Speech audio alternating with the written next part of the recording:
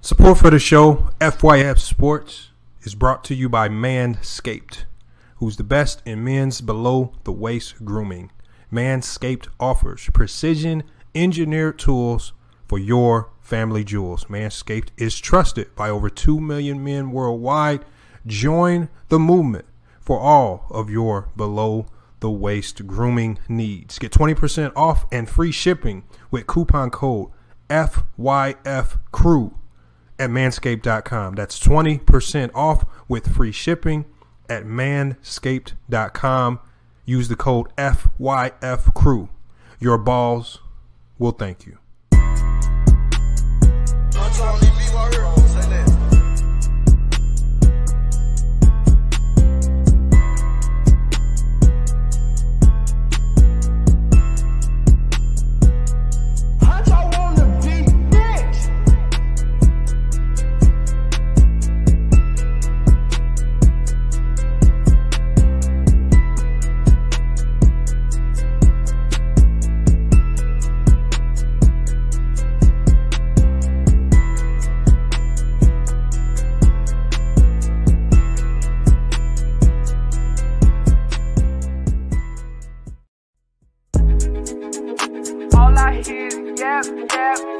Yeah. Ain't talking about nothing, right? Watch this. We gon' bring that pressure.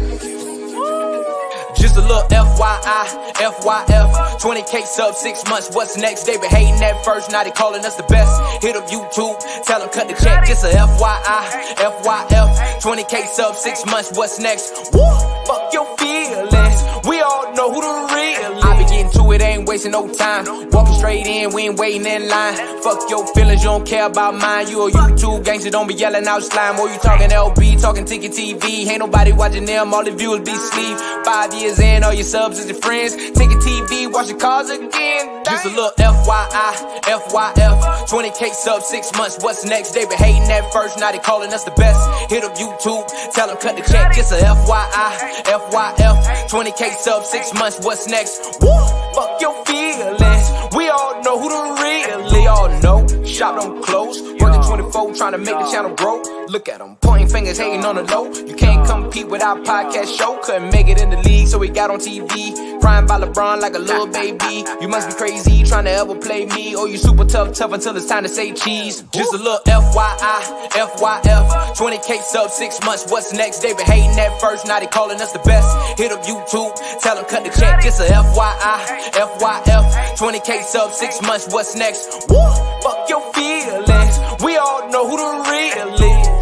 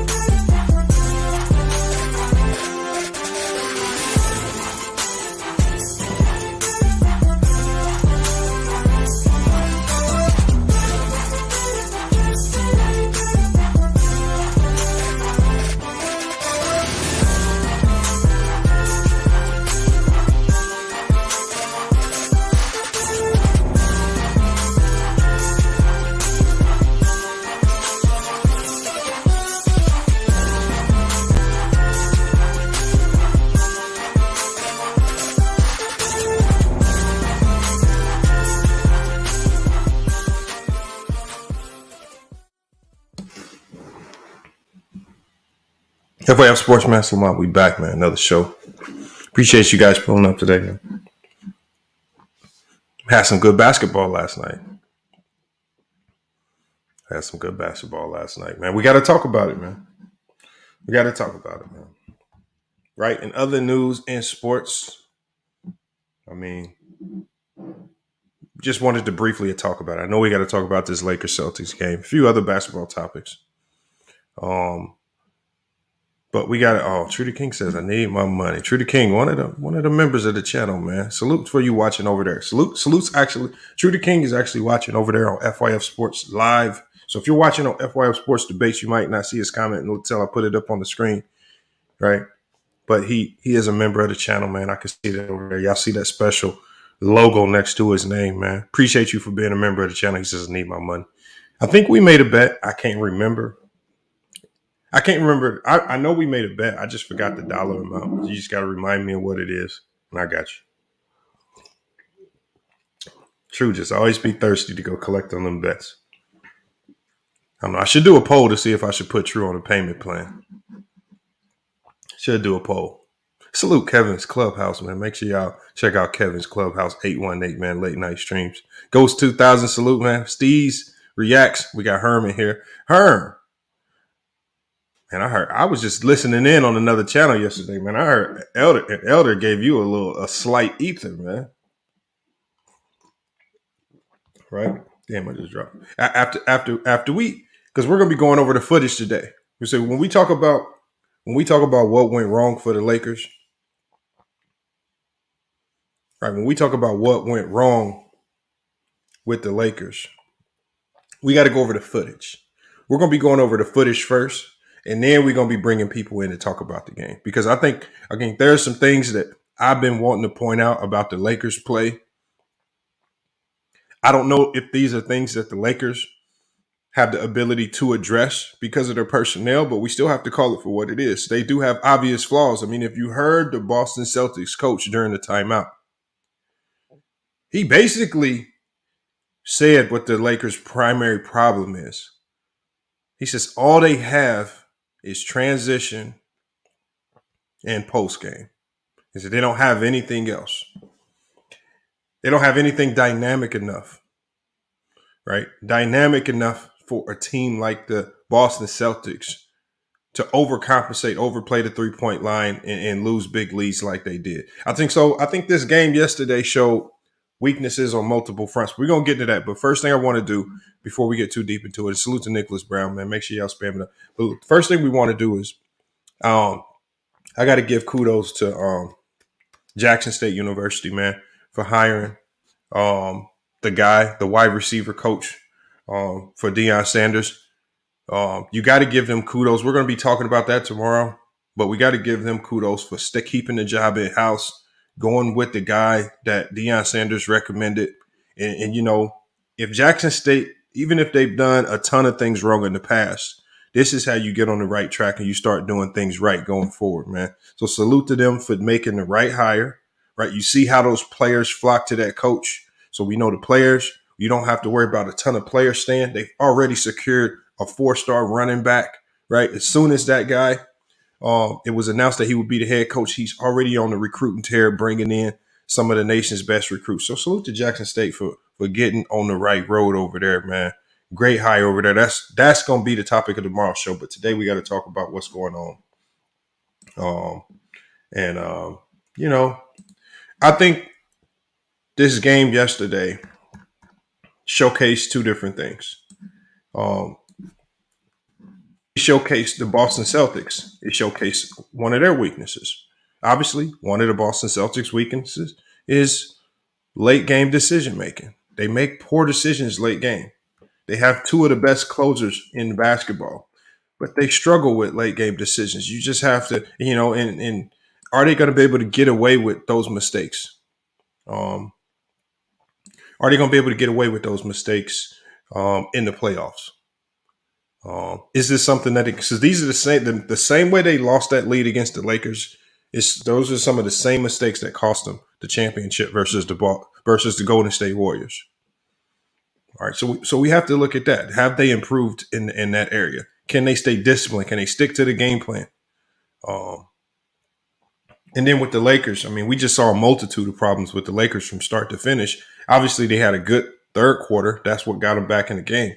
But then we saw another poor fourth quarter, especially late in the fourth quarter. And we see Anthony Davis for the second time in about a week miss free throws that could have sealed the game, you know.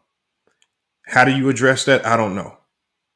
I mean, that just goes to your intestinal fortitude, your ability to get to the free throw line, just lock in and make free throws. I mean, we know he can make free throws. He's been shooting them at like, over 80%. Pretty good clip this year. All right.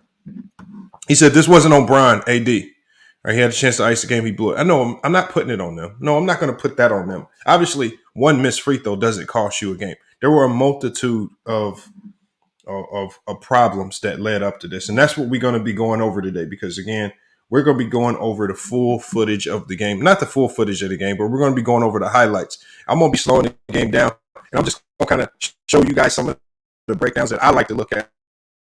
When I look at problems that are fixable, problems that are not fixable, or problems that can only be resolved via trade because you just simply have to replace certain people. But, I mean, the Lakers' big three played pretty well last night.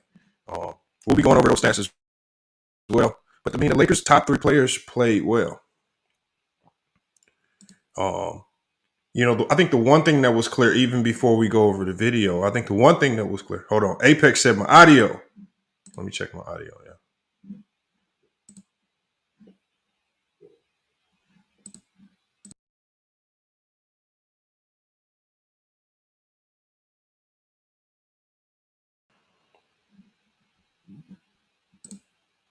Is my audio good, y'all? All right. Is my audio good? Audio good. I ordered a new mic, y'all. I had to get a new mic, man. I've been having too many issues with this one. MJ and 95 sub. Salute, man. Apex John, appreciate you letting me know. Audio is good. I appreciate that. Ricky, E245, man. Hey, before we get started, man, with this, man, can y'all show me a little love, man? Before we get started with the highlights, we're going to be doing these game breakdowns today. Support the channel, man. Support the channel, man. We're doing these morning shows. We're going to be doing these morning shows every day. Salute to A Weezy Bang. Make sure y'all go check out A Weezy Bang. He has the best Laker post-game show in the game.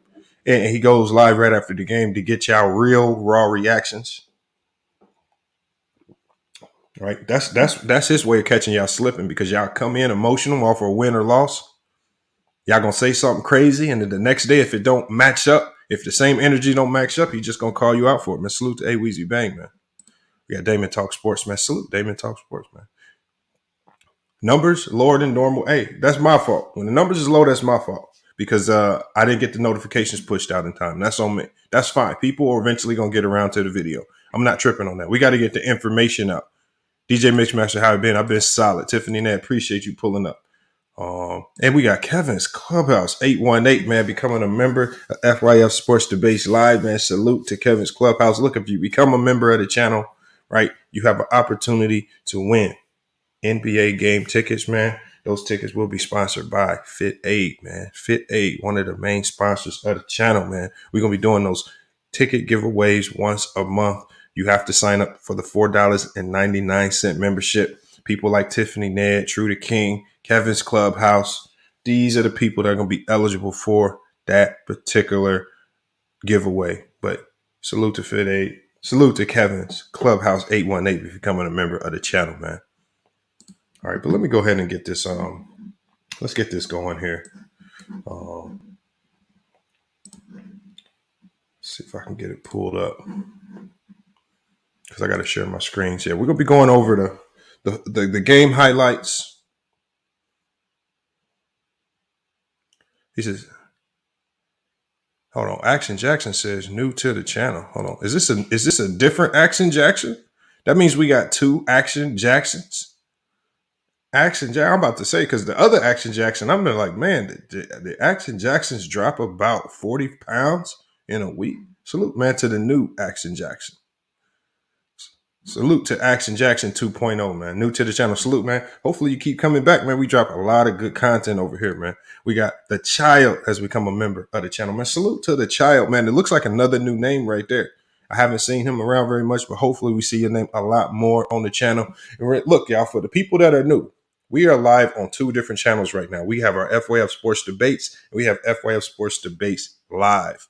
On FYF Sports Debates Live, if you hit that link at the top of the chat, you can go become a member, man. Support the channel, man. Have access to a ton of special emojis. We're developing out all of the emojis right now, but we got the We got the Cap Award for Mac Def. We got research purposes only for Sturdy, man. We got the chef for antisocial, man. Wherever he's at, he's in somebody's kitchen right now making breakfast. We're going to have all the emojis, man, for all of the Hall of Famers, man. But let me go ahead and get this on the screen. I'm probably just going to do this.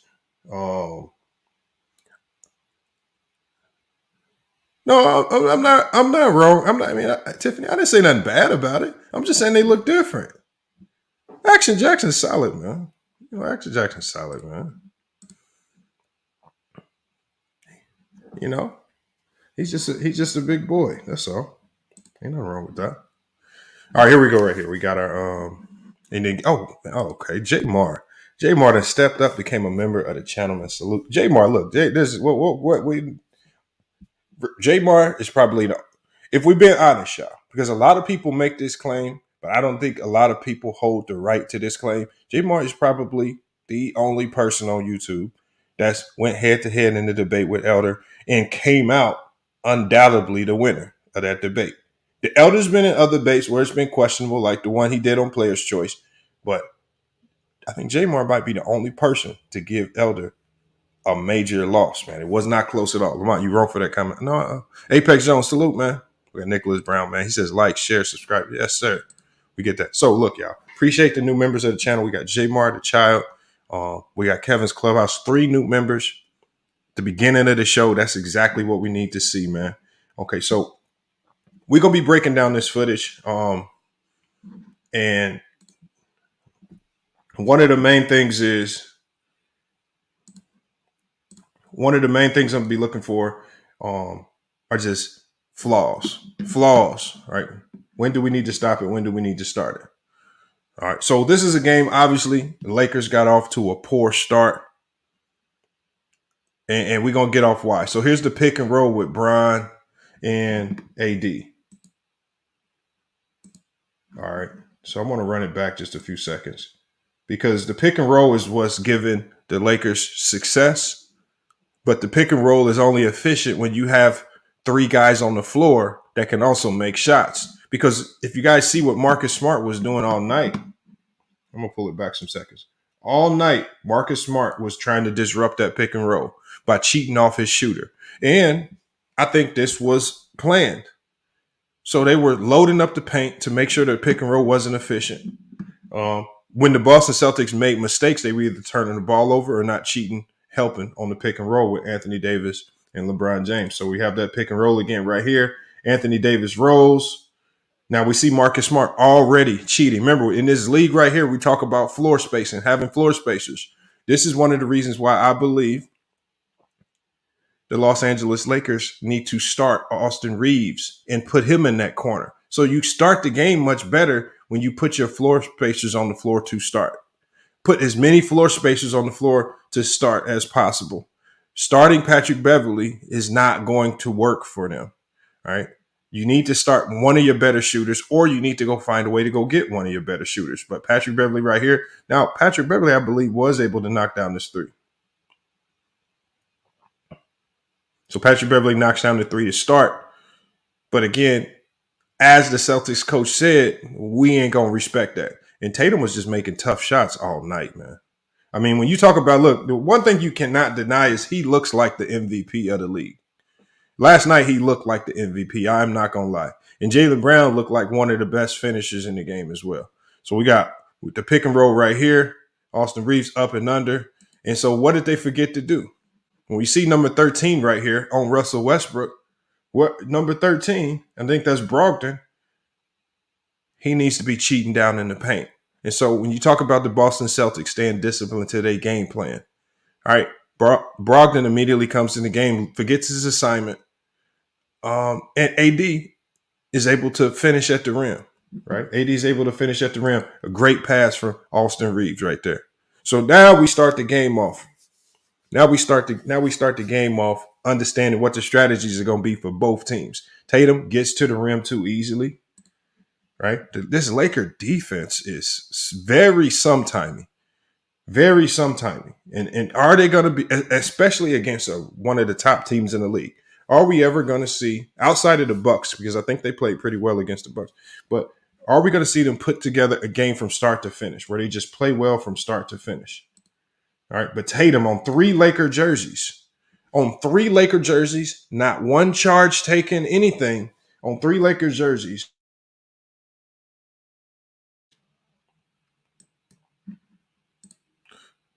This is what we got right here. So, again, Tatum, just a basic ISO. Now, Kendrick Nunn was playing horrible. So, what is the number one thing? Like I said, I look at the game a little differently because I'm always looking at it from a coach perspective.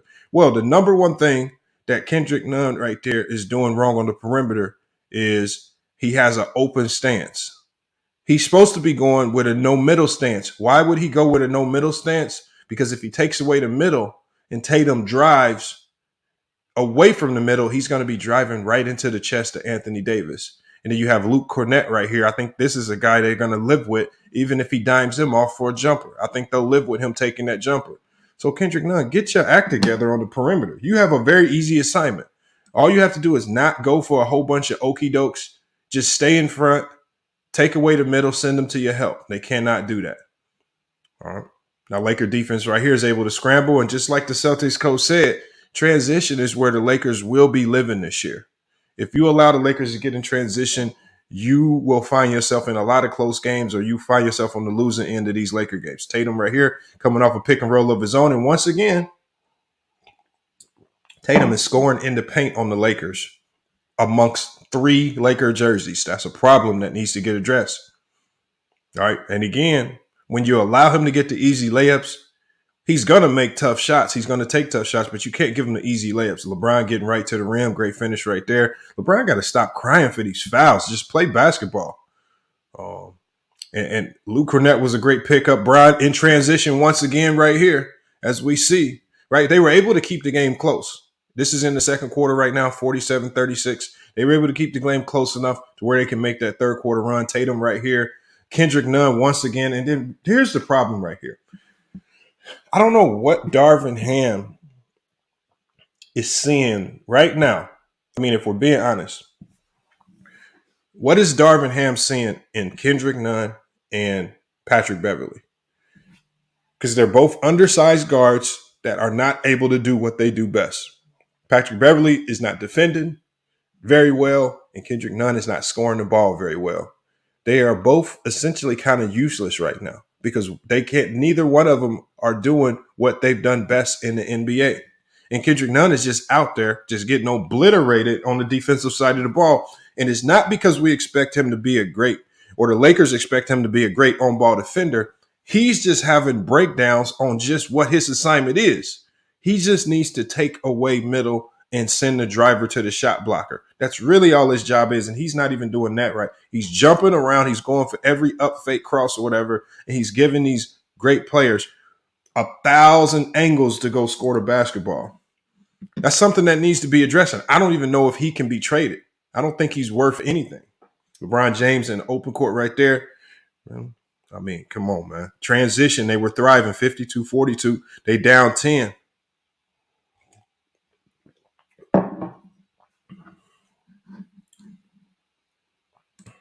Hold on, the video is a little choppy for some reason.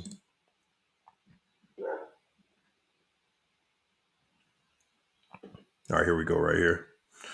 All right, Tatum, great bucket right there. All right, they get late. They're late in transition. Russ sloppy with the ball. They're still able to get it in transition, throw the lob. Great pass right there. They're living in transition. Dex said I'm dropping the link. I'm not dropping the link until we after we do the full game footage review. We're doing the game breakdown right now. I'll drop the link afterwards, though. Jaylen Brown, Jayson Tatum, 2 of the toughest. They make the toughest shots I've ever seen. Right? Lakers living in the paint again and again. Remember, every time they score off the pick and roll, or they're playing any type of high-low action, it's because the Celtics had a major breakdown. We can run that back right here. Brad Vino said, very entertaining game. Yes, it was definitely a fun game. So, Brad Vino, it was an entertaining game to watch. But see, if you're a coach, it's like a very cringe, like teeth-biting game to watch because you get so frustrated looking at some of the things that the Lakers do. And then I also get really frustrated looking at how the Celtics play and how they give up that game. So it depends on who's watching. It could get very frustrating. So a great high-low pass right here. Big time breakdown for Blake Griffin, who's now in the starting lineup for the Celtics. Humble TV, man. He said the Lakers stink, plain and simple. I don't know if I would say they stink. They have some fixable problems, and they played a great Celtic team. Right here, this is actually a play. This is actually a play that we run at GCU. I actually stole this play from the Celtics. This is a great play. It always gets Tatum open for a shot. And this is complete laziness on the part of LeBron James. And I thought at this point in time, I was like, man, look, when you're trying to make a run, you can't not have defensive mistakes like this.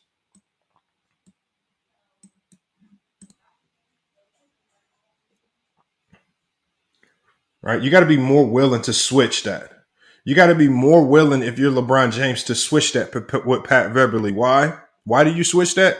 Because Pat Beverly's a better matchup on Marcus Smart and LeBron's a better matchup on Tatum, even though Tatum has probably been cooking LeBron in a lot of these one-on-one matchups. See how he blows right by LeBron right there. I don't know if LeBron's defense has been sus because he was guarding Jayson Tatum. I mean, let's not act like Jayson Tatum's not the number one player in the NBA right now. He is. And Bron was holding his own too, giving them buckets right back. Brogdon with the bad three right there. They gave up an offensive rebound. That was another one of the Lakers' problems last night. They could not secure the rebound. They gave up a ton of offensive rebounds. Lakers back in transition right there. This is where they would thrive. This is how they made that comeback. Right? This Laker team, the one player that the Laker team needs to try to play 40 minutes a game is Austin Reeves. Austin Reeves makes winning plays time and time again. They have no other player on that team that can do what he does. They need to play him as many minutes as possible. Bron right here in the open court right here, man, and it's just showtime right here. LeBron had a great game, y'all. Let's not act like Bron and AD and even Russ did not show out.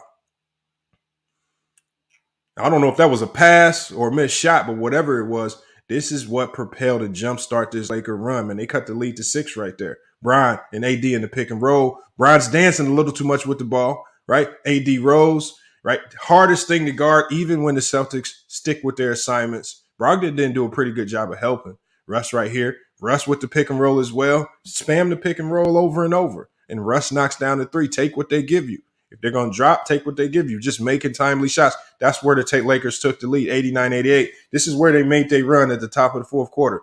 Brian made a tough shot right there. Thunder says JT can create his own shot. Yes, he can. He's gotten much better at creating his own shot. Tatum right there, right on LeBron. Mano takes LeBron to the rack again. And see, look, this is the number one problem. So this is the number one problem for the Lakers last night, yeah. And we saw this late in the fourth quarter. And this is the problem with the Lakers last night, and the reason why they lost this game is because LeBron James did not do what he has done best throughout his entire career. I'm going to save that question because I want to see who can get the answer right. So I'm going to save the question. I'm going to give you guys about 30 seconds to see who can figure out what the answer is. LeBron did not do late in the fourth quarter what he's done best his entire career. Can anybody give me the correct answer to that question? Because I know a lot of people are going to say a whole bunch of crazy things, but the one thing that he's always done best, he allowed to get away from him last night, man. Brian right there with a horrible closeout. Don't matter, though. Lakers off to the races again in transition. I like how they're picking up the pace, playing faster. That's what Russ needs to do, man. Live with Russ's mistakes. Allow him to thrive in transition. And they up 6 right now. Surprise everyone. AD right there and Bron with the lob. Celtics break down defensively again on the pick and roll. Right? But what did the Lakers do, man? 8 points with 6 minutes to go. And the Lakers are still playing like they're down. Pick and roll right here. Slow it down like this play right here. Slow it down. That's exactly what you need to do. Remember, the answer to my question was LeBron James, what he wasn't able to do was he wasn't able to control the pace of this game. LeBron James drives right here with a massive dunk. This is the play right here where I thought the Lakers would win the game. Right? I thought the Lakers would win the game. Hold on, let me pause it. Let me let the bandwidth catch up a little bit. The video's lagging a little bit. Hold on. He says lost without Horford and Robert Williams. I don't know if Horford and Robert Williams would have played a ton this game anyway. I don't know if those guys would have been major factors. You see, for the most part in this game, they sat Blake Griffin. They really didn't play big. They really played small, and they spread the Lakers out. The Lakers don't have a ton of size.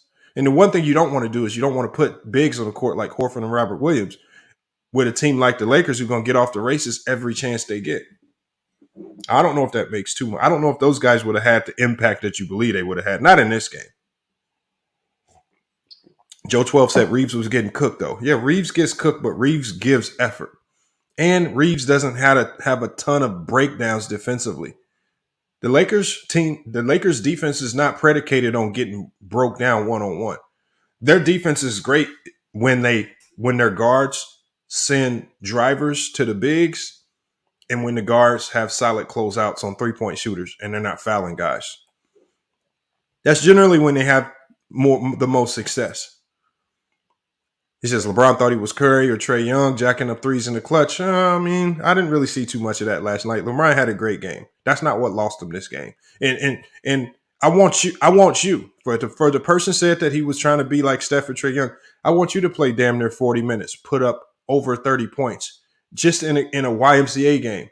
And towards the end of the game in the fourth quarter, I want to see how you feel. I want to see if you have the legs to go drive and do all this miraculous stuff. It's not as easy as what y'all say. On top of the fact that you have one of the best defenses in the NBA on the court. The Boston Celtics are not just going to let you drive. Right? LeBron is a cerebral player. He's going to take what they give him. Right?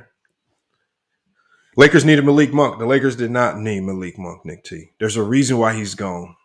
There's a reason why he's getting sparing minutes on the Sacramento Kings. Come on. He's a good player, but they did not need him, man.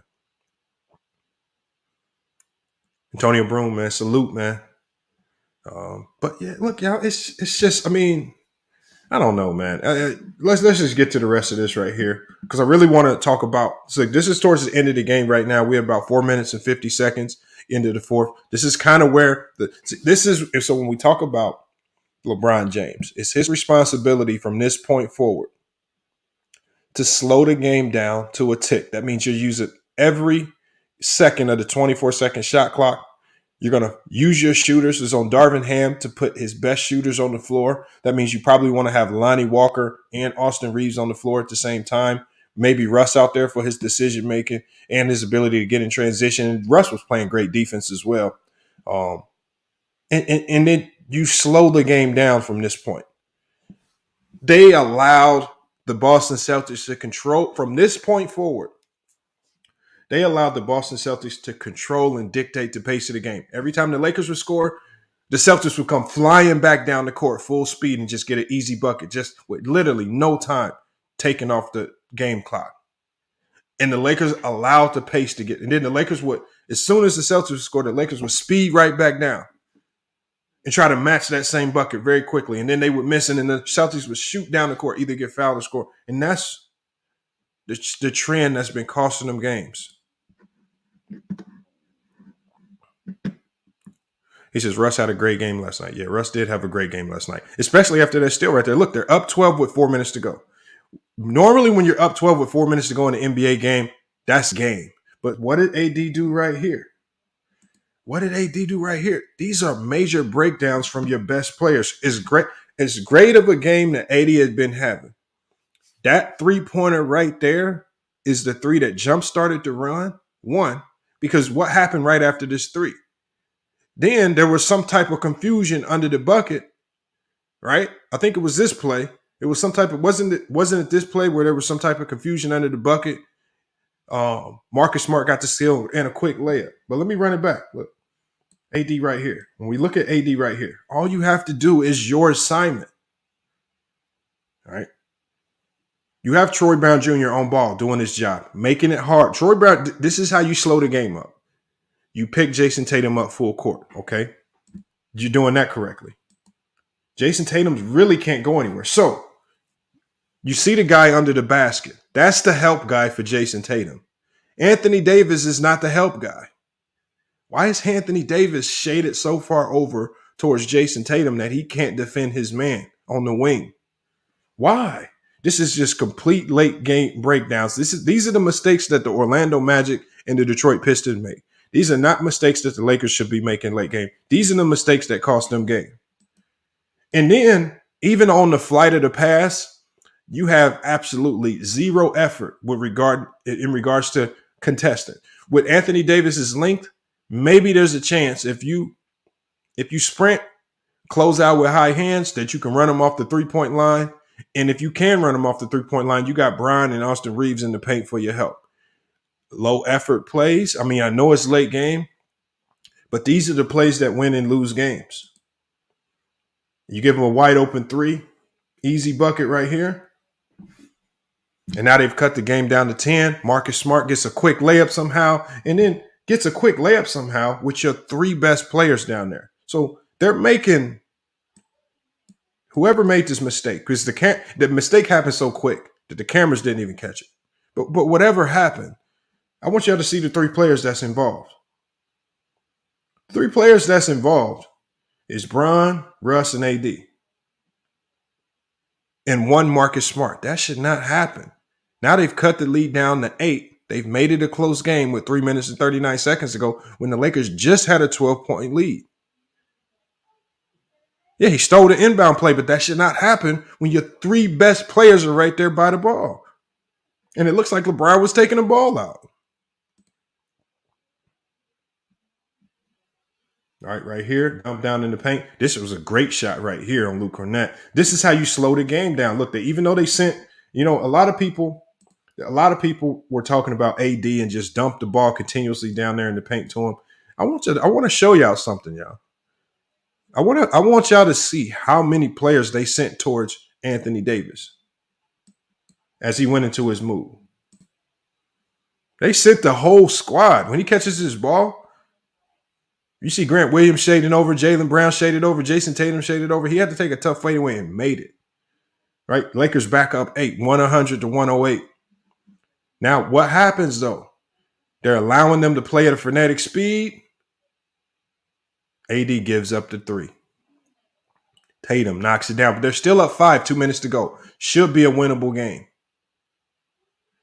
Bron, tough shot right there. 2 seconds to go in the shot clock. Perfect. That's what you need. Use every second to go on that game clock, on the shot clock. But what happens? Marcus Smart comes down and in about 5 seconds scores a quick layup. Reeves, you got to foul. You got to do something.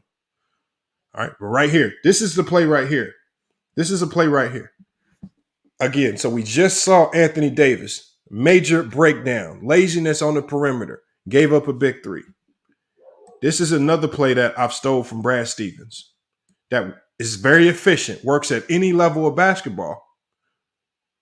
And we're going to see who makes the major mistake. And only thing you need to do to fix this right here is give effort.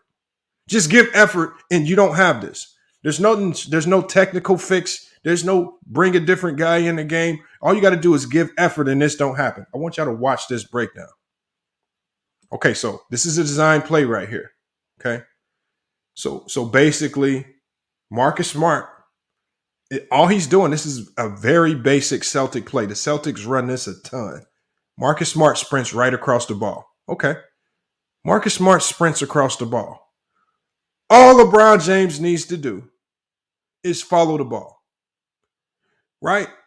Because Jaylen Brown is being defended right now by one of the best defenders in the NBA. Jaylen Brown right now is being defended by Anthony Davis. Anthony Davis does not need any help. What does LeBron James do?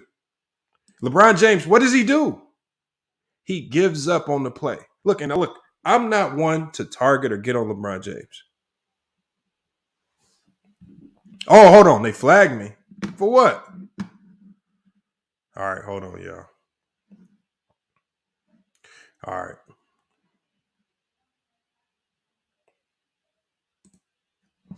All right, I just got to take it off. That's all right.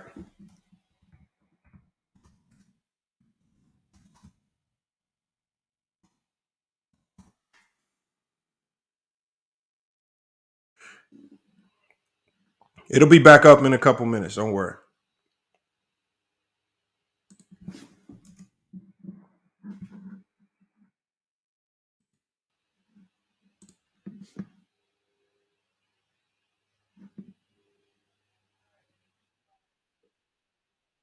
Are we good?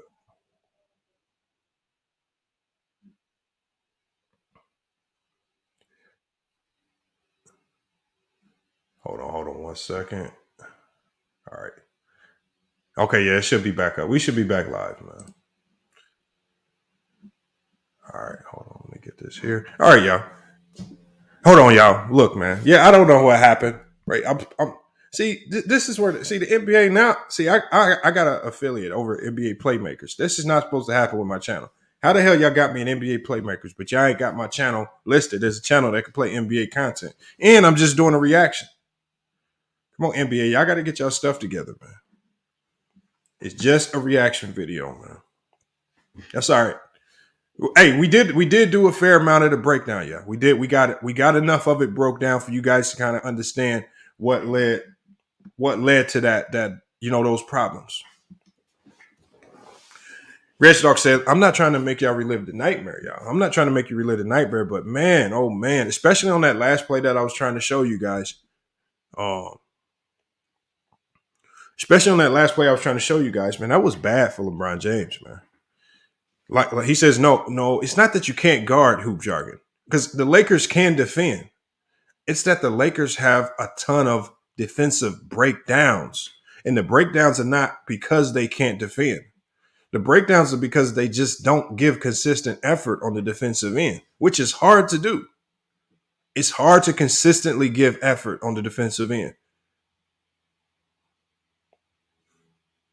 Right? If LeBron defends and gives effort on that last play that I was showing, Lakers probably win that game. If AD gives effort on that play where he allowed Grant Williams to get that three off, they win the game. That's not being able to defend. AD's one of the best defenders on this team. Brian is actually one of the better defenders on this team. They're just these breakdown late games are because of effort, and they're just hoping that guys miss shots.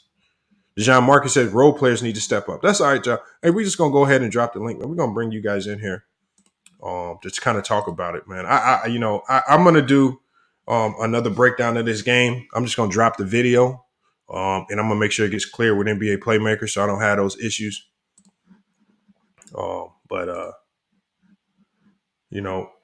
I believe the Lakers have problems that are fixable. They have fixable problems. And I'm not going to be the one to say that the Lakers cannot defend. I've seen them defend. I've seen them defend at a high level.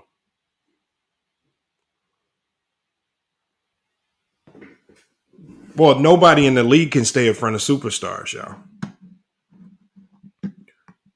Nobody in the league. Draymond's not. Giannis isn't. Nobody's really staying in front of the superstars. The guys at the top, the best of the best, you really can't guard them. You're really hoping that they miss, or you're using a ton of team defense to keep the ball out their hands. But there's really no staying in front of the stars. So I'm not even, that Tatum hitting that tough shot on LeBron, that was a great contest. What I'm saying is the Lakers shouldn't even have been in a position where that one shot could have even tied the game. They should have done it. They had enough opportunities late game. That should have been an 8-point game when Tatum took that shot. It shouldn't even have been a 2-point deficit for the Celtics. All right, you guys come on in here, man. Let's drop the link, man. You guys can come in. Let's cook on this, man. We got the Lakers-Celtics, man. Reaction. I was doing the live reaction to the video. Somehow I can't do the reactions or something. So I guess I'm going to have to appeal that one right there. That was crazy right there. I thought we were solid. Hoop jargon. Ask Tony Parker and Derrick Rose if LeBron stink on the perimeter. No. LeBron's a great defender. It's just, look, I understand that. Look, I understand that he's much older now. He's getting, tired late game. Lakers don't have a ton of help. But at the end of the day, if Darvin Ham understands that, then you got to put other guys in the situations. Maybe find a way to hide him on defense late game, something. You have to do something. You have to be a bit more strategic or you just have to ask more of LeBron James until you can get help. He says, you think the Lakers are a championship contender? I mean, they're not playing like a championship contender. No. So I can't say they're a championship contender. He says, Boston is calm in the clutch, just like Boston was not calm in the clutch. They were not calm in the clutch. The Lakers gave them a ton of easy looks. They were not calm. The Celtics were playing at a really frenetic pace. They were playing extremely fast. That game could have went really wrong for the Celtics had the Los Angeles Lakers been just disciplined on defense and discipline on offense. All they had to do was just be disciplined late game, and they're fine.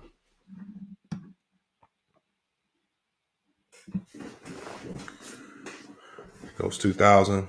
He said LeBron gives up on plays all the time. He stinks. I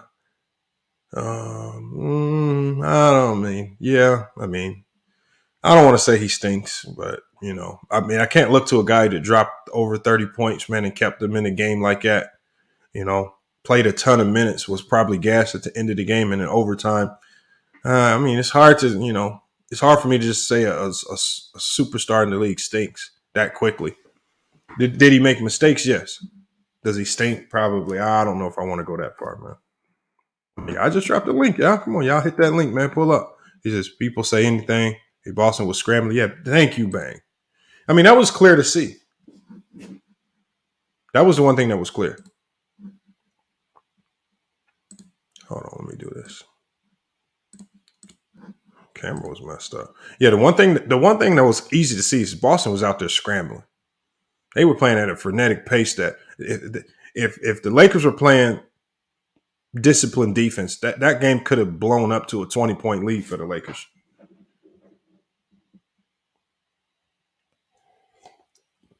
No, ABZ Bang. Darvinham's weakness right now is late game play calling, right?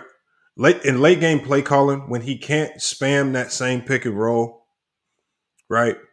When Darvinham can't spam that same pick and roll, he doesn't have any quick hitter plays or no ATOs.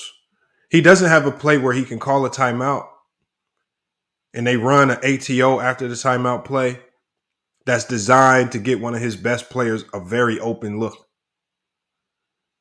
Something that's maybe a little bit different, maybe a misdirection, maybe some type of elevator play. I don't know. But it seems to me that that staff in general is not good at drawing up those quick hitter ATOs that the Lakers need in them late game situations. They will go back and spam that same pick and roll, which is effective to a certain degree. But when teams blow that pick and roll up, what else do they have? And Boston was really disciplined late game. They were disciplined late game. They weren't allowing that pick and roll to get off as easily, and the Lakers only could resort to taking bad shots. Salute to Hoop Jargon, man. Was good, man. Appreciate you pulling up, man. Yeah, for sure, man. I'm at work, so I don't know how long to be on, but I just want to hop on and talk about the Lakers. So yeah, I am. Hey, thoughts on last night's game? I thought there was positives, but then that late game, like I said, for you, I know you was probably punching walls just because it'd be dumb mistakes. It don't even be – I think they beat themselves. I don't want to even say the Boston Celtics won that game. I think the Lakers gave that game away. Well, you know what?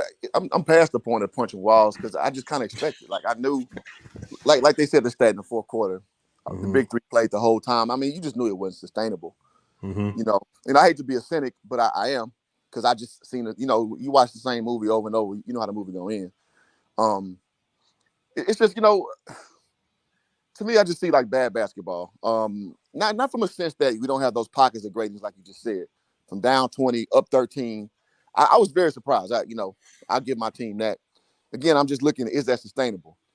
When I'm looking at defense now, we get defense of turnovers and flurries, but like I was just saying in the chat, what I don't see is the consistency. When Boston locks in, one pass, dude's wide open in the corner. What's up with the exchange? One high ball motion, we're just discombobulated. And so I just don't understand how we can't stay disciplined. We can't understand that, hey, man, what your job is when the ball moves one direction. We all learn this in 8th grade. And I just see too many breakdowns, like you just saying. It just happens too often. And I just don't get it. I do like guys like Austin Reeves. If you watch him, man, he got a 3 splash in his face, but he still was disciplined. He closed out the right way. He just, and Reggie Miller said himself, it was like great defense, better offensive play. And we need more of like what he does, because he goes out there and he's chippy. He gets after it. And to us, it's like, we kind of want to play the passing lanes. We kind of want to, help side block and help side steal. But it's not enough just get inside of your man, impeding his progress and making him do something he's not comfortable doing. That's what pisses me off about this team. And that's it. And I think sometimes defensively, just like on offense, they try to go for the home run defensive play instead of just being solid, forcing that team to burn clock, forcing that team to take bad shots, get discombobulated. I mean, really, Austin Reeves, people will always say that he gets cooked. And the only thing I see is a guy that stays disciplined, because over the course of a full basketball game, the guy that stays disciplined defensively is generally going to win out. Not always. Like if you're dealing with an elite level scorer, you might not always win that. But for the most part, solid defense towards the end of the game is going to come out ahead, I believe. Well, Lamont, I look at it like this, like Shane Battier, like everybody's always say how Kobe used to fry Battier, which he did. But Battier's whole thing was he going to be solid, consistent the whole entire game. And eventually he's going to make Kobe take some shots he don't want to take. And yeah, he scored 40. And Kobe happens to be my favorite player all time. So I'm speaking from non-bias. Kobe had 45, but he took 30 shots to get it. And sometimes it's a mixed bag of nuts. Sometimes we won the game over his heroics. Sometimes we lose because he's shooting too many shots. And Pat Bev said it too. I think I forgot who was talking noise to him about hitting him for like 35 or something. He's like, but dude, you shot 30 shots. I won. So I think a lot of people don't see that as winning because, oh man, he hit you for 40. But yeah, but how do you get to 40? And that's what I like about guys like Austin Reeves. It's like and like Jay Crowder. It's like, okay, yeah, you hit me for 40, you hit me for 30, but I made you work and I took you out of your game strategy. And I like guys who do that because that's just how I see basketball. That's just how I've always been taught to see it. So that's me. I understand. I think we kind of see it in a similar way. Because man, up 13 or up 12 with 4 minutes to go, that's a win. That's a win. I don't care how you slice it, man. It should be. I'm looking, I'm like, up 12. I seen Russ get that dunk. I'm like, I look away. With the Lakers, you just go to the bathroom and come back and you see a completely different game. Whether they up and lose a lead or whether they down and come back. You could just walk away for about 10 minutes, come back. It's a completely different game. The ups and the downs with this team is ridiculous, man. And Darvin Ham's going to have to find a way to find that happy medium to get this team playing consistently so they don't have these weird highs and lows that just make them so inconsistent, man. I mean, you think the Sixers game they should have won, the Pacer game they should have won, this game they should have won. And you can all look to the same problems, just effort and decision-making late game. My question is, how can he, though? Like, he a first-year coach with this clunky-ass roster. And that's always been my biggest knock. This roster just sucks to me. And I've said this for going on 2 years now. Yeah. How can he? I mean, now I'll give him props for coming in and had the nuts to put Westbrook off the bench. It has paid dividends, especially for Westbrook, his personal profile, because, he was damn near his way out the league. Yeah. So I will give Darvin Ham a lot of credit for having the balls to put that to him and him embracing that role. I've seen that done in college. I won't go through this long story, but basically we had a star freshman point guard come in, and he's a little tiny guy, but he was dynamo. And we figured, like, man, it's better to bring him off the bench. And it was a hard sell to him because he coming in just this freshman sensation, but he eventually embraced it. And so it was hard, though, because the ego is very tough to, put to the side. But I got to give Darvin Ham props for making Westbrook embrace that role, because that's not easy for a guy who thinks a lot of himself playing point guard. I got to say that. Yeah, I mean, like I said, that was the best move. But I think it's Darvin Ham. I think Darvin Ham coming in should have been overly focused on finding assistants that could supplement his weaknesses, because Darvin Ham knew what his weaknesses were. And maybe, I don't know what X's and O's guys out there that would have been willing to come to LA and deal with that scrutiny and all the media issues and pressure, or even deal with trying to build an offense around LeBron James, but the X's and O's is highly important with this team because LeBron cannot control these games, late games. He cannot control the pace anymore. He's allowing the pace of these games to get out of hand, and they don't have the legs to run with these young teams if that's what he chooses to do late game. There you go. Why is that? Because he stops and he does this little, elbow to low post back down, kind of facilitate or score thing, which slows the game down. Sometimes he got in transition, and I don't mind him still doing that. But he kind of has this delayed game, and he's shooting too many damn threes. So, I mean, what can you really run with that being, basically your capstone of your team? When AD's playing out his mind, I give AD, all the credit. But still LeBron, like, it's still a stagnated offense through him. It's just like you mentioned X and O's. Like, what can you really run with his play style? Especially him slower, a step slower, a lot more stubborn, a lot more willing to take the deep three-pointer. What can you really run? Other than pick and roll, because what he's doing now is all of the major critics of LeBron, the people that say he doesn't run a system, this is what they like to jump all over when they see him resort to broken sets like that, where he just backs the ball out for whatever reason. Like a guy on CBS basically said that the main problem for the Lakers is for quite some time, it says they get into their offense far too slowly, which is facts. And secondly, he says when he hunts switches, which he does, because remember last night, he was trying to hunt that switch with Grant Williams tirelessly. He said he has a tendency to play with his food before he eats it, which is also another fact, as opposed to him just putting his head down, getting to the rim, or just getting into the paint so he can make plays to others. He's playing with the ball too much, allowing the shot clock to run down. He don't have much time to get any passes or any real good shots off. And I think that is what's been a nightmare for them late game. These weird ISOs at the end of the shot clock, I don't understand them because they don't even look good. It's almost like if he even makes it, it's just like, well, I was glad he made that. It don't even look like good shots. It's ugly basketball. Call it what it is. It's ugly ass basketball. That's why you're surprised when that shit goes in. And it's just frustrating me being a Laker fan watching it. I'm like, ugh, that's not good basketball, man. It is what it is. Hey, let me ask you a question. Yeah. When he played with Kyrie, do you think that's where Kyrie excelled in supplementing that weakness in LeBron? Because Kyrie is the ultimate tough shot maker at the end of shot clocks. And when the Cavs were in those positions, you could just give the ball to Kyrie. And if he gets to dancing on you, there's really nothing you can do about it, whether you send help or not. Do you think he needs a guy like that where they can let another player handle those late in the shot clock type buckets so that LeBron's not stuck in those ISO moments? I think at this stage of his career, he can't play like he played with Kyrie. Now, partial credit, what you said, yeah, I do think that helped mask some of his lack of bag, as people say. Having Kyrie to kind of just let him do his thing, and then you kind of just feed off that. I don't think at this stage of his career, somebody said in the chat that he can't just put his head down and do that stuff anymore consistently. I agree with that. So I don't think there's a fix for like one player to so everybody's saying Kyrie to the Lakers, for example, would recreate that magic. I don't agree. I don't think at this stage of his career, he can do the same things off ball, like supplementary things. I think LeBron is kind of a one-act show at this point. Damn good one, like the highest one we've probably ever seen, especially given the age. But I don't. There's no rescue for this. There's no rescue. That's why I said I want to blow this team up. Like there's no rescue for this. So that's kind of where I'm at on that. And I look like goddamn Negro Domus on this.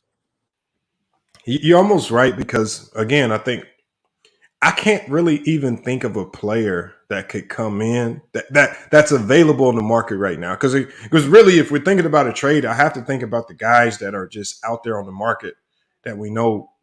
The only player that I can think can maybe address some of these problems, which I just don't think the Suns are going to deal in good faith with the Lakers, would be a Crowder because of his size and length and ability to make shots. But then I don't know if that would even be enough to fix. It would address some problems, but I don't know if that's an ultimate fix. So, and then I don't know, you would have to give something good up to get him. You're not getting him for free.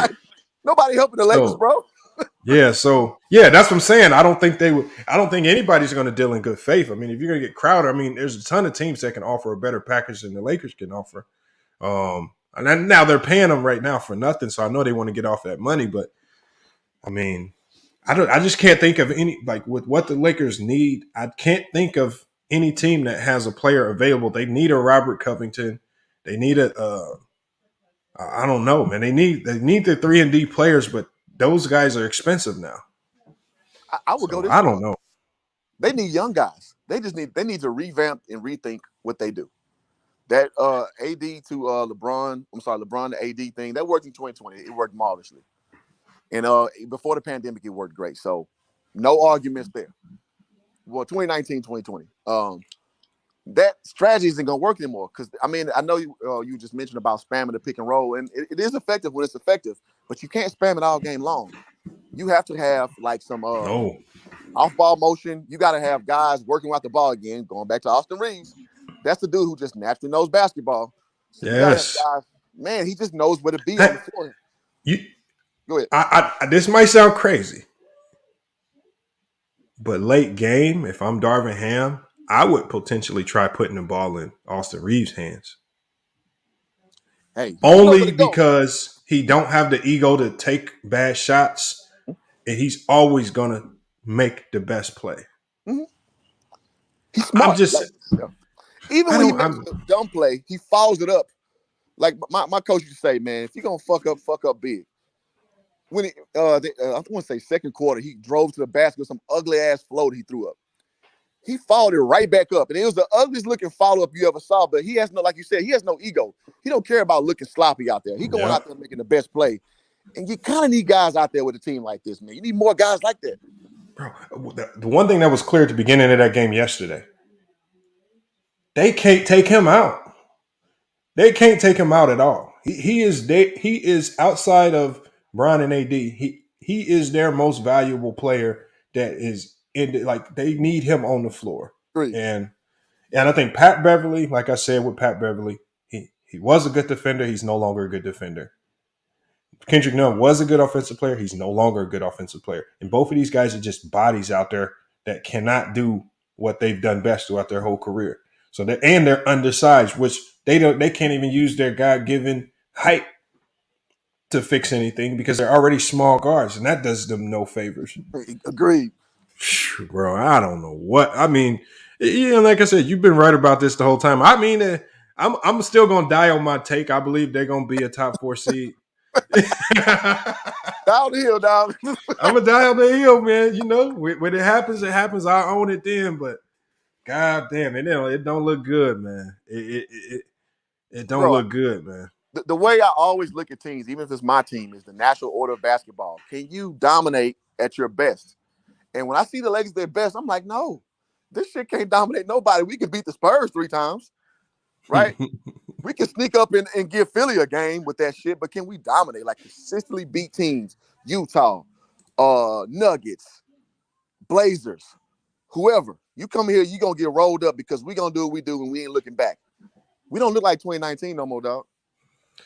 No. But 2019, you literally had a team full of guys that were scrappy and could play like that Austin Reeves style, make smart plays and supplement the mistakes like the Carusos, the KCPs. I mean, even Kuzma gave a ton of effort, even though he made mistakes. I mean, they had a ton of guys willing to go out there and just play hard and not worry about having it look good or go for highlight plays. Like Austin Reeves will miss a shot. He'll be so scrappy and involved in the play. He'll knock the ball out of somebody's hand. They got an offensive rebound. He'll sneak behind them and get a steal. I didn't see him fight in and snatch offensive rebounds from people. It's literally nobody else on the team giving that type of effort. None. Yeah, they too cool. They too cool. Well, Thank you. Too cool. That's a fact. Too cool. And let's be honest, LeBron was 3 years younger back then too. So the stuff that LeBron not trusting this Steph Curry deep 3-pointer like he just falls in love with now.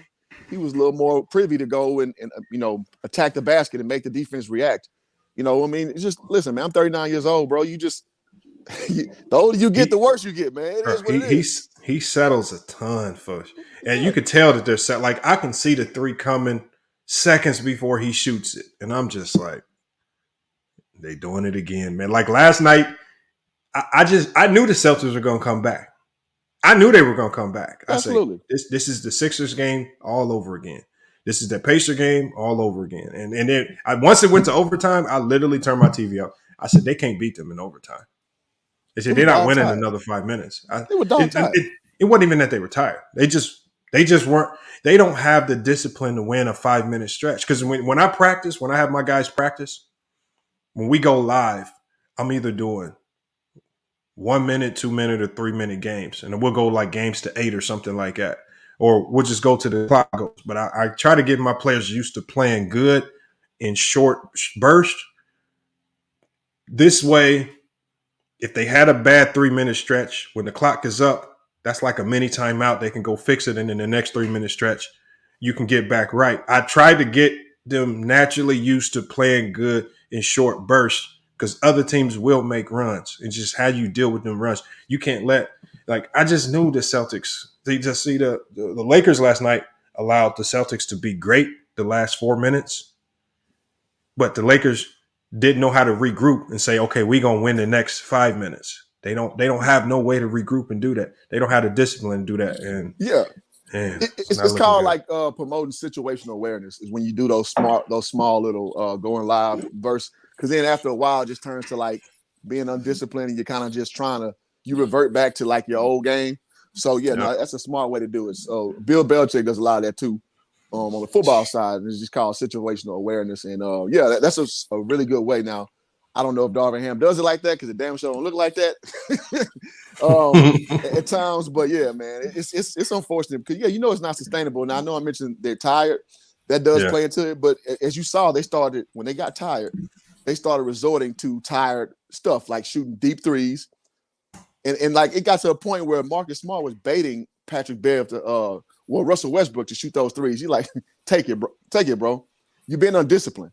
So I mean, that's what this team is, man. We basically look for like low hanging fruit every time instead of actually having a game strategy, and we're at the mercy of the circumstance, and that's why we can't sustain leads, and that's why our record looks like it looks. We're 11-16. It's about what I expected. Yeah, that's great. Hey, let me give a shout out to J Mart, man. Salute, man. Definitely appreciate that, J Mart. J Mart hit the cash out, man. A big boy donation too, man. I can't lie, man. Salute to J Mar for showing up big time in the cash app, man. Much appreciated, man. Much appreciated. But what you said about the Lakers right there has been the story of the season right there. The attacking the low hanging fruit, the bad decision making. Like if I'm being honest, like I know I made probably a bad prediction putting them too high in the West. If I had to predict, is their problems fixable? I don't believe that they're fixable. I don't, and I think because the problems that they have are tied into too many players' ego. Right? The things that LeBron James is doing late game or defensively, that's all ego. And the hardest job a coach has is to try to get players to play hard. That's the hardest thing to do. And if you can't get your guys to play hard, especially late game, man, you're gonna have a tough job. You're gonna have a tough long road ahead of you, man. Salute to Astro Clipper Talk. Astro, what'd you see last night? And make sure before Astro goes, man, make sure y'all check out Hoop Jargon's channel. Look, it's easy to find. All you gotta do is type in Hoop Jargon, man. Appreciate that. Pull up his channel. Y'all see the logo right there, man. Appreciate check out that. Hoop Jargon. Sub up to the channel, man. He got good content over there. I got to get you on the panel tomorrow. I got to be talking about this new coaching hire at JSU, man. So, man, we got to find a time slot for you to get free if you at work to come in on that because, man, I'm talking about, man, when I saw that move that they made, man, I was like, that's how you keep it going. Yeah. But they signed a 4-star kid already, man. And they signed a 4-star immediately right after. So that's what I said. I said, that's how you keep it going. And that term that Deion Sanders used, elevate. When he elevated, see, people forgot when he elevate, it's other people that's also gonna get elevated. And so he elevated the cheerleading coach, she changed her life. He elevated the Mississippi Valley coach, changed his life. He elevated TC's life, elevated the head coach. Now he has a new opportunity to do something. He elevated it, but he elevated like 20 people with him.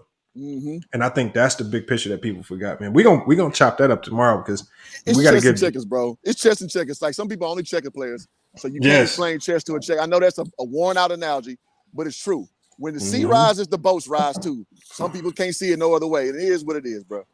That's facts, man. That's facts, man. So we're gonna be talking about that tomorrow. I'm gonna be going live at the same time, but we got to try to find a window to get you in on this, man. I'm off tomorrow, so it should be straight. Okay. I'm a message you on IG when we about to go live. All right, bet. All right, but Astro, Yep. what you got on last night's game, man? It's like you said earlier, man. It was too many breakdowns and like too many easy layups Marcus Smart was getting with no type of defense trying to stop him. I'm not even blaming the defense on Jayson Tatum because he's just a tough shot maker and he's made a lot of good tough shots. And I kind of blame could go all around. AD for missing those 2 free throws. LeBron kind of shooting those 3-point shots like he didn't really need to. He could have just went to the rim, but I guess he was tired because they did had a huge comeback, and now he had to play 5 extra more minutes in overtime, so he looked gassed out there. I think Darvin Ham probably should have gave him like when it was up by 12, he should at least gave him like a 2-minute rest period for him like to get at least some energy back. So he can get back at least, he can perform a little more better than he did in overtime. But yeah, it was like a lot of breakdowns. Props for them for coming back though, because it looked like everybody thought they was going to just lose by like 20-some points or worse, but they came back and actually took the lead and almost could have won in overtime. And they got to get rid of Pat Beverly. Pat Beverly's a problem. Like he's just nothing. He gives you nothing offensively, and defensively, he's just not there anymore. He's not like how he was in Minnesota, making shots. And I had problems with him picking him up from Minnesota because I was telling everybody like he was supposed to be the veteran presence, but he was out there jacking up threes with Minnesota when Memphis kept coming back and taking those leads. He was right there with them young dudes doing that. So I don't know what he was gonna like give to y'all. Like I give him credit for like backing up Austin Reeves, but that's the only highlight he has for the season. And then the shooter, he's a shell of himself. Kendrick Nunn, he's like trouble offensively, like you said. They just Troy Brown's a little bit on and off. I'm gonna give Walker a break because he had a couple of good games before this one, so I'm gonna give him a break on this. But yeah, that Barricade is too small. I agree with you. They need to start Austin Reeves. I see Austin Reeves. He's like how Clippers sees Nicholas Batum. You have to have him on the court because he does too many good things defensively, offensively, and how you hustle, so loose ball and everything. Like he does too many good things to keep him off the court. And you see, he's taking minutes from Beverly from fourth quarters and everything because like Darvin Hill can trust him not to do a dumb play. Like even though Austin Reeves can get burned a couple of times with defense, but I saw him won a couple of matchups against Tatum and Jaylen Brown in that fourth quarter a little bit. So it's not like he's a horrible defender. He's trying out there, and yeah, I just think he needs more playing time. I think he just needs to start with Walker, LeBron, and AD. And I don't know if did Tom. I kind of caught most of the second half. But did Thomas Bryant play yesterday? Yeah, he played. Yeah, he played. Yeah, he played. I mean, I didn't think he was bad. I didn't think he was bad. He has good length. Yeah, I thought if Blake Griffin was starting at center, I thought AD was gonna get 50. Hoop jargon. Let me ask you a question. Yeah.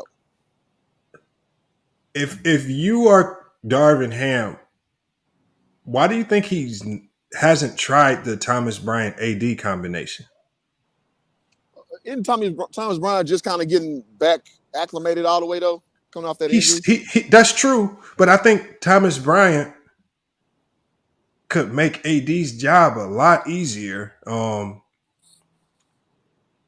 especially defensively. What they could do with that length as far as rebounding the ball. Yesterday, he couldn't rebound the ball very well, and when you're going up against a team that's ISO heavy like the Celtics, you don't have to worry about a ton of pick and rolls being switching off bigs, and even if that happens, you would have the size to contain, even if they drove.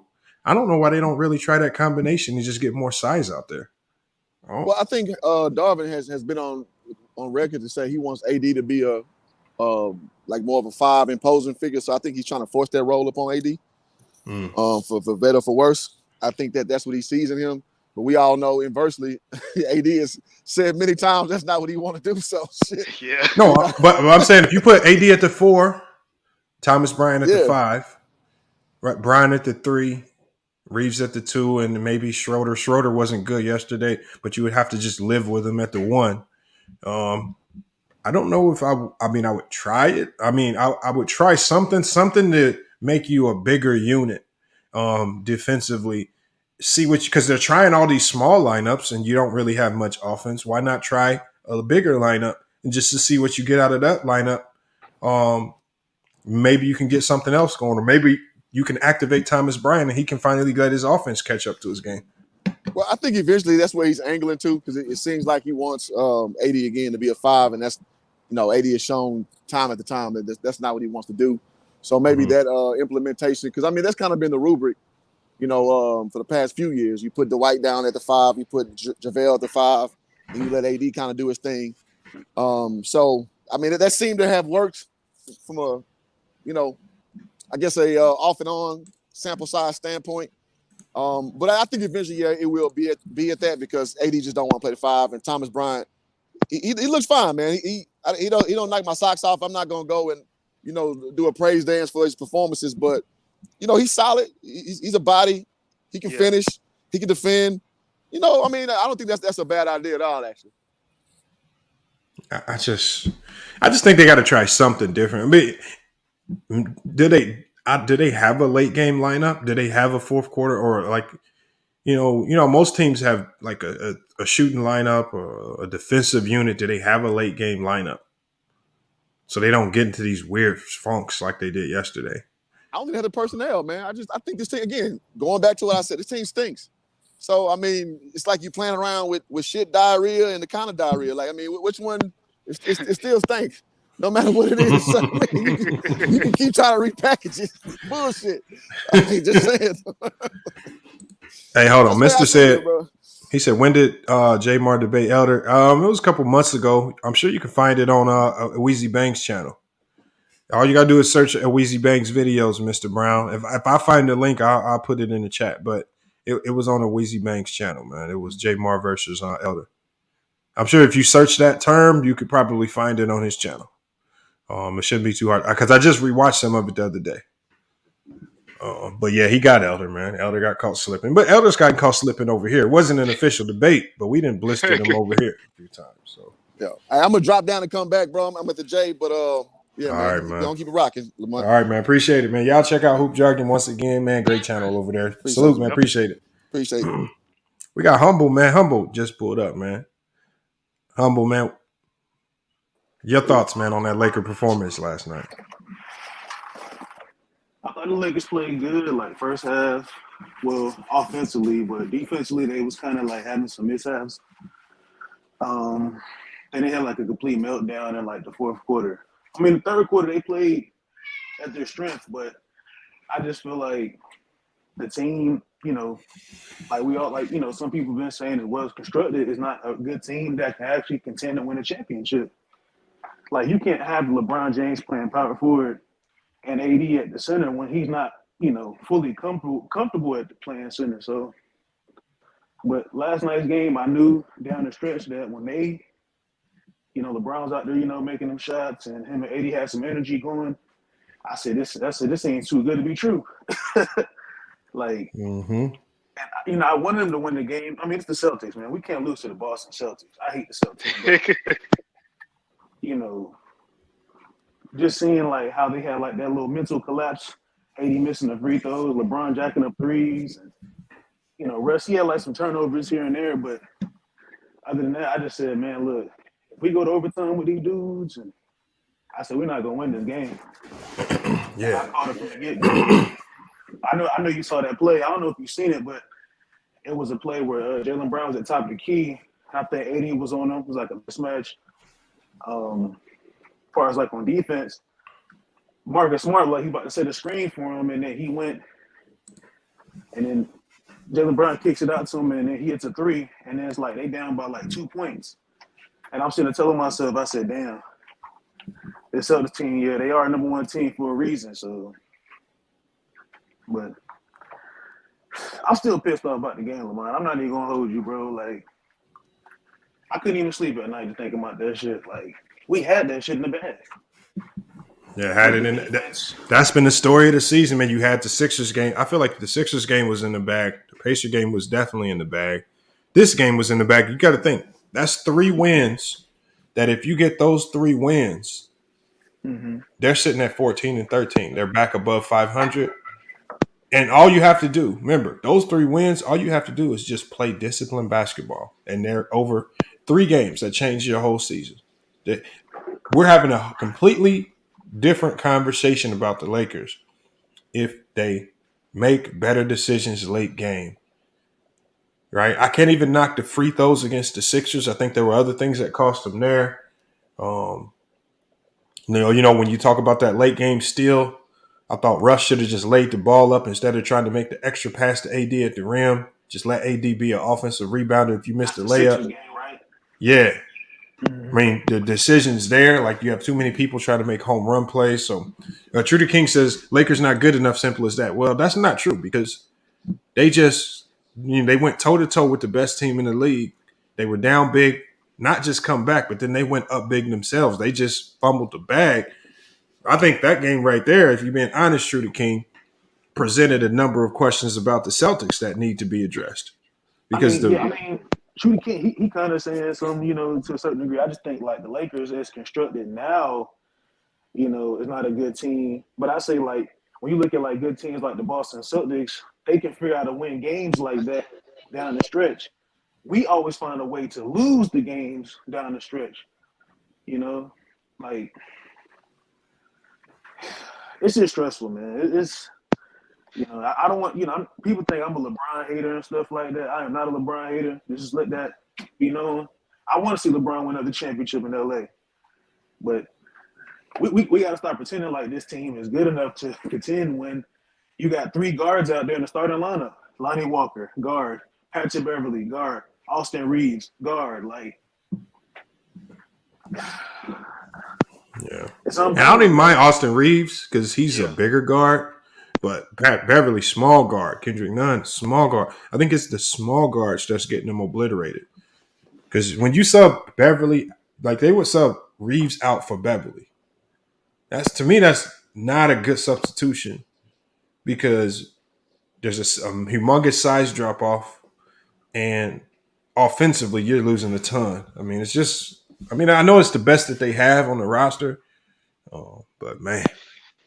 Yeah, I'm not a fan of their backcourt, definitely defensively. I think that Cleveland game proved it, man. Like when Garland and Mitchell were just abusing the guards, kept getting into the paint at will with no type of, defense stopping it. I think they got, like I said, Pat Bev is out of his prime defensively, and Shooter can't defend like he used to anymore. I don't know what happened to him. Reeves like the best defender out of those 3, and Walker's an okay defender. He uses athleticism to move around, so I think he's all right. But they don't have like that Stanley Johnson like they had last year, where they can put on the dude and say, make it hard for them to score, kind of thing. Uh-huh. Yeah, he said True King was scared. Yeah, I know True. Yeah, True. When they came back and it was up 12, I know you was a little worried. Don't even act like you wasn't worried, but, the Lakers, I mean, up 12, 3 minutes to go. That's tough right there, man. It's just, man, you probably could have put the Orlando Magic out there and they would have been able to hold that lead. That's the sad part about it. Like, you got to be able to maintain. Hold the lead, man. Hold the fort, man. Just giving up easy bucket after easy bucket at the late game. It's crazy. Yeah, I feel like Darvin Ham, he should have just told him to stop jacking them threes. Like, this how, like, when the Celtics, as they caught up, the Lakers started wanting to take threes again so they can get a bigger lead. I'm just like, well, you got to take conservative shots in order to, keep the lead. 2s count, And, yes, it's a make-or-miss lead, but it's like, you got to continue to play conservative basketball when you're down the stretch like that, especially against a team like the Boston Celtics. So, damn, that's crazy, man. So who's the Lakers' next game against? I think That's Denver. a good question. I think so. I can double check it. So it doesn't sound like their road gets any easier. This is why these games is even more important. I mean, because even if they go on a 3-game win streak from this point forward, they're still below 500. That's the problem. Like, all of these games matter now because now they got to desperately find a way to get above 500 and then build off that. Oh, Jamar says the Nuggets. They play the Nuggets next. Yeah, I seen that. They play the Nuggets, and I think they got the Washington Wizards Sunday. That's not an easy task. Even beating the Wizards is not an easy task, especially beating the team twice. So, I mean, all these games ahead of them now become even more important. He said, Lamont, your Lakers take in the Western Conference Finals and top 3. No, I said top 4 seed, not top 3. We got Phoenix next Monday, too. I said top 4 was 30. Playing those guys. It's 30. Just like I told Hoop Jargon, I'm standing on my prediction.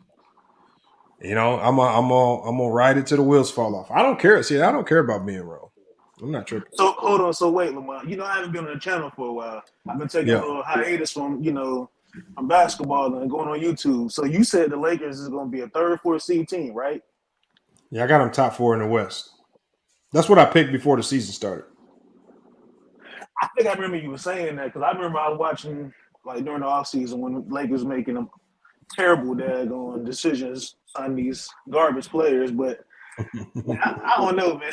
I called it. I said this team could be like a 6, 7, 8 seed team, more like a play-in team. Honestly, they're not the way this constructed. Like the first half of the season, they're not gonna make the playoffs. Mm-hmm. Like I don't see them being no 5th or 4th team. Honestly, if the New Orleans Pelicans can claw back into it like they did last year after starting off last year so bad, it could be done. I mean, it could be done. For a younger team, and the West has been kind of wide open for the last 2 seasons. So I don't know. We'll see. Is it? I can be honest. I can tell you right now. Is it likely that my prediction unfolds? No, but it's still hope. So I just write it out. And look, Lamont, I'm not knocking you for that. That's your opinion. I just don't think the Lakers is a 3rd, 4th seed team. Hey, look, I didn't think last year. I didn't think the Dallas Mavericks was that high of a seeded team with that roster, but they made it. So yeah, I give you that. You just gotta, look, they just gotta string together a stretch of about 15 games or so, and maybe something can shake. It doesn't look like they can do it because I don't think this team is built for consistent success. This is the team that the Lakers have is built for like an NCAA tournament. Like if this was an NCAA tournament and they was single elimination, they can get hyped up and geeked up over one game and win and move on. They would be great in the NCAA tournament style format. But when you got to lock in and you got to be great night in and night out over the course of a long season, this team is just starting to show that they're just not built for that. They're not built like that. See, I ain't look at it like that. NCAA tournament team. That's what they kind of look like. They look like a team that's just built to win one game, like a single elimination, like against the Bucks. Like that would have been like a 8 seed upsetting a 1 seed, Yeah. So that would have been upset. Now the Bucks is out there. They move on to the next round and they play another team. And now so that's what it kind of feels like with the Lakers. They feel like they're just a sometimey team. They're very inconsistent. I don't know if is there anything offensively or defensively that the Lakers do consistently?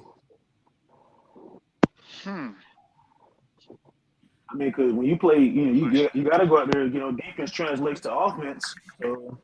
Yeah, but do they defend consistently? Not at all. They don't. It's too up and down. Their offense, they're not. They sometimes can make threes, but most of the times they're not. Sometimes they're good in transition. Other games they're not. I don't know if you can name one thing that you can say this is their MO. This is what they do well all the time. Like the Celtics, they make tough shots all the time. Mm-hmm. They might be up and down. Play defense. They play defense too. They're very consistent there too.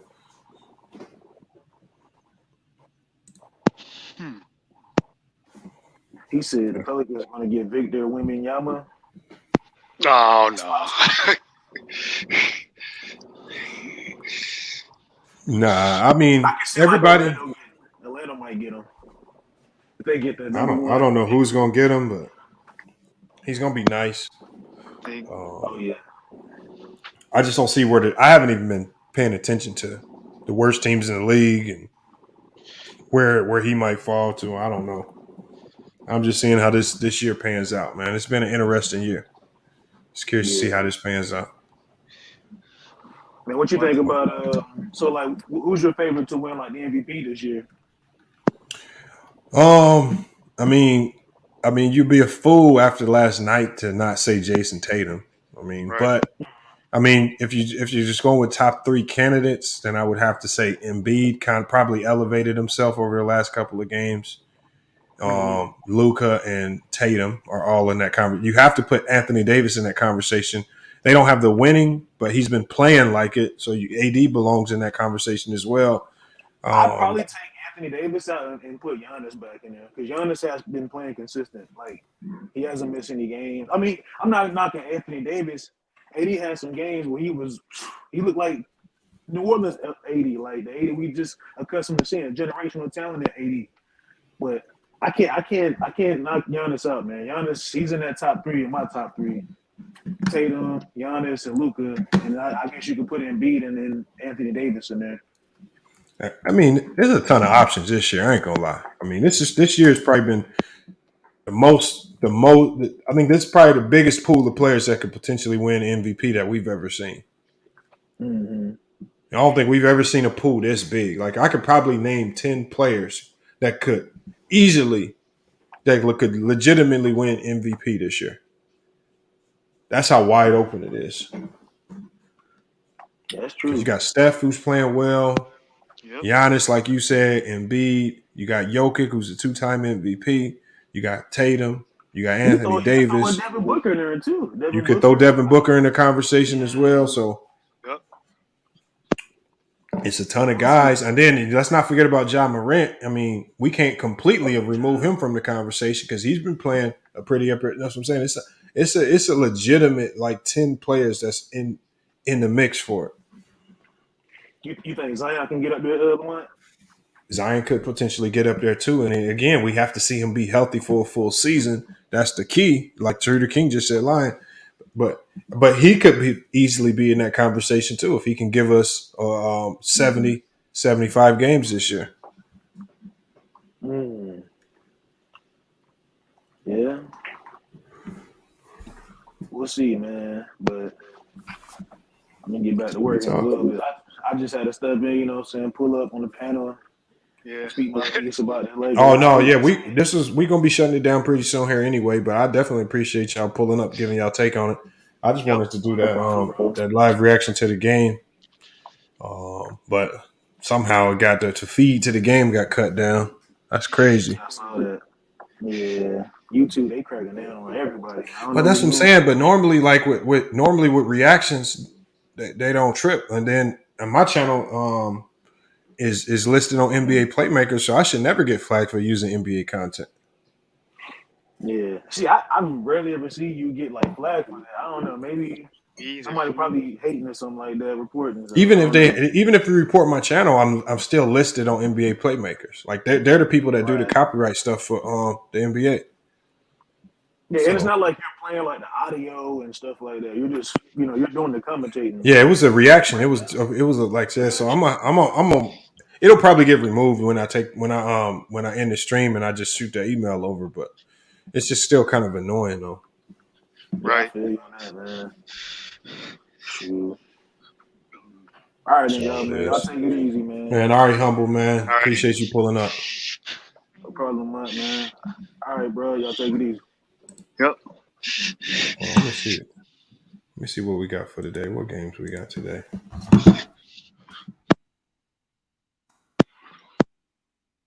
All right, y'all. We got a pretty solid slate of games today. Nothing too crazy. We got Warriors, Pacers. Warriors are looking to get back against the Pacers. They gave up one.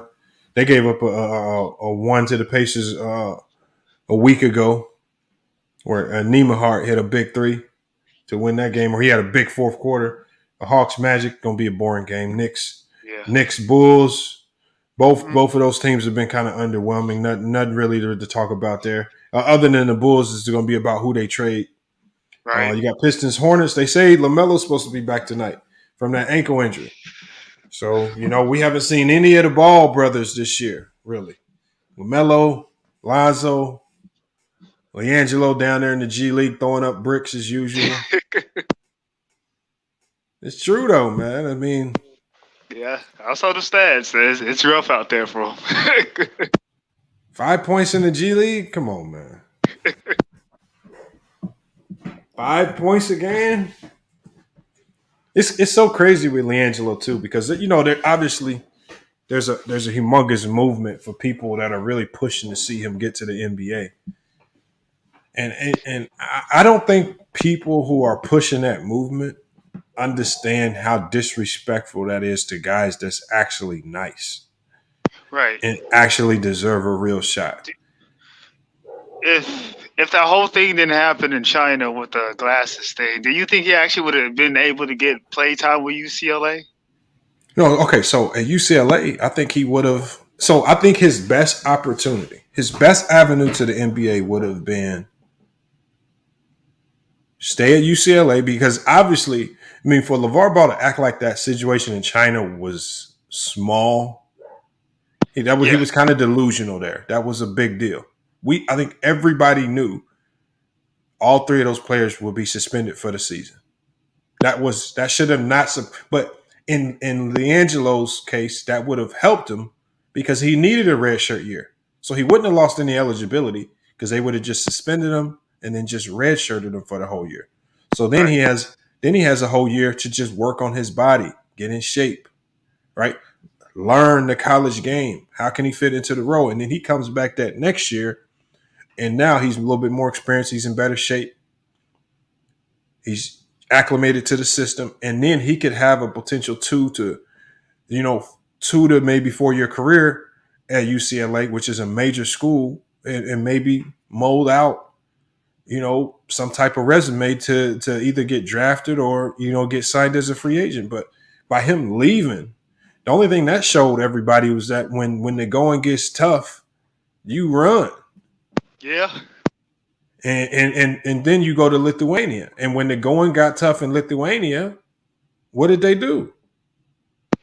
They ran, right? Because the coach wasn't starting them. The coach was basically saying, you're not going to start because your name is Ball. You're going to earn your way.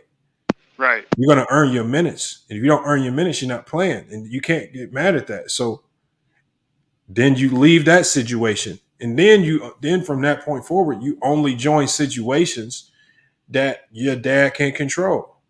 So he joins the JBA. Why did he join the JBA? Because his dad controlled it. And his dad would let him play the entire game and jack up every single shot. This is why he could score 70 points with no defense. And you have games 180 to 189. Because the score would be 180 to 189, and they'll report, LiAngelo had 70 points, man. Great game. I'm like, bro, I was like, y'all are just completely doing this man an absolute disservice, man. And, I salute to Ball Facts, too, because Ball Facts, man, he be putting out great content. But I had to message him on one of his videos. I said, Ball Facts, man. Because, he'll do a video saying, LiAngelo Ball, G League highlights. And I watched the video. And I'm like, these ain't highlights, bro. He'll do a picture. Look, he'll do a clip of LiAngelo. LiAngelo just be running. You know how you just running up the court? Yeah. Ball might fly past his head. He'll stick a hand up and tip it. He'll put that on there as a highlight. Man, I'm like, bro, that's not a highlight, man. I said, that happens probably 100 times in the game. And you're supposed to always have your hand in the passing lane. That's not even a good defensive play. That's just active hands. That's the basics. Like, I was like, when you do these types of highlights, it's almost a disservice to LiAngelo Ball because you're kind of making a mockery of him at that point. To say these are highlights, first of all, a lot of these highlights would only be like 3 to 5 points. And then he'd be like, great defense here, man. He got two hands in the man's face, and the man had to throw a lob to the post instead of direct pass. And I'm like, Oh bro. man. I said, bro, man. I said, these ain't highlights, bro. You got to stop. Because that'd almost be like, if I'm cool with you, Mm-hmm. that's almost like you trolling me to a certain degree, right? If I make highlights like that, and if I only score 5 points, but you make a video saying these are my highlights, man, great game, and it's just like, bro, stop trolling me, man. That shit wasn't no great game, man. Stop doing that. If I'm cool, if I was LiAngelo, I would call ball facts and be like, bro, stop doing that, bro. That wasn't a great game, man. I played like absolute garbage. I played 30 minutes, 5 points, man. I didn't do shit on the court. We lost by like 30. Man, stop doing that. And there's no shade to ball facts because I know ball facts loves the ball family, man. He loves pushing that content over there, man. I know he's always gonna push for that for LiAngelo and all those guys to succeed in the NBA. I'm just more of the realism perspective when it comes to LiAngelo. And I just believe that his best opportunity when he gave up UCLA, he needs to go overseas to go pay his dues, to go get better, go get with a team that's actually going to play you, and quit trying to stay on a G League team that don't want you. I mean, they're not playing you. They're not running plays for you. They're not trying to get you the ball. They're not trying to develop them or make them better. They're not doing anything. So you're just wasting – he's about to be 25. To be a 25-year-old that hasn't made the league or played any significant games outside of the NBA. Damn. Not making it, bro. That's why I don't know. Were you over there when that guy named – I don't know if you know the guy named Coffee over there bet me $10,000? Oh, yeah. The man bet me $10,000 that he would be on the opening day roster. Then all of a sudden – when the man's not on the opening day roster, now Coffee don't know what the hell opening day is. That man forgot quick, bro. He was like, nah, that ain't. So the question I should have asked Coffee. This is what I should have asked him. Because Coffee claims that he tried out for an NBA team. That's one of his biggest claims. He said, I tried out for the NBA team, which is what training camp is a tryout to be on the NBA team. Right. So I was like, since you tried out for NBA team, did you make the roster? Were you on the opening day roster? Are you saying I can go look up an opening day NBA roster and find you on it, Coffee?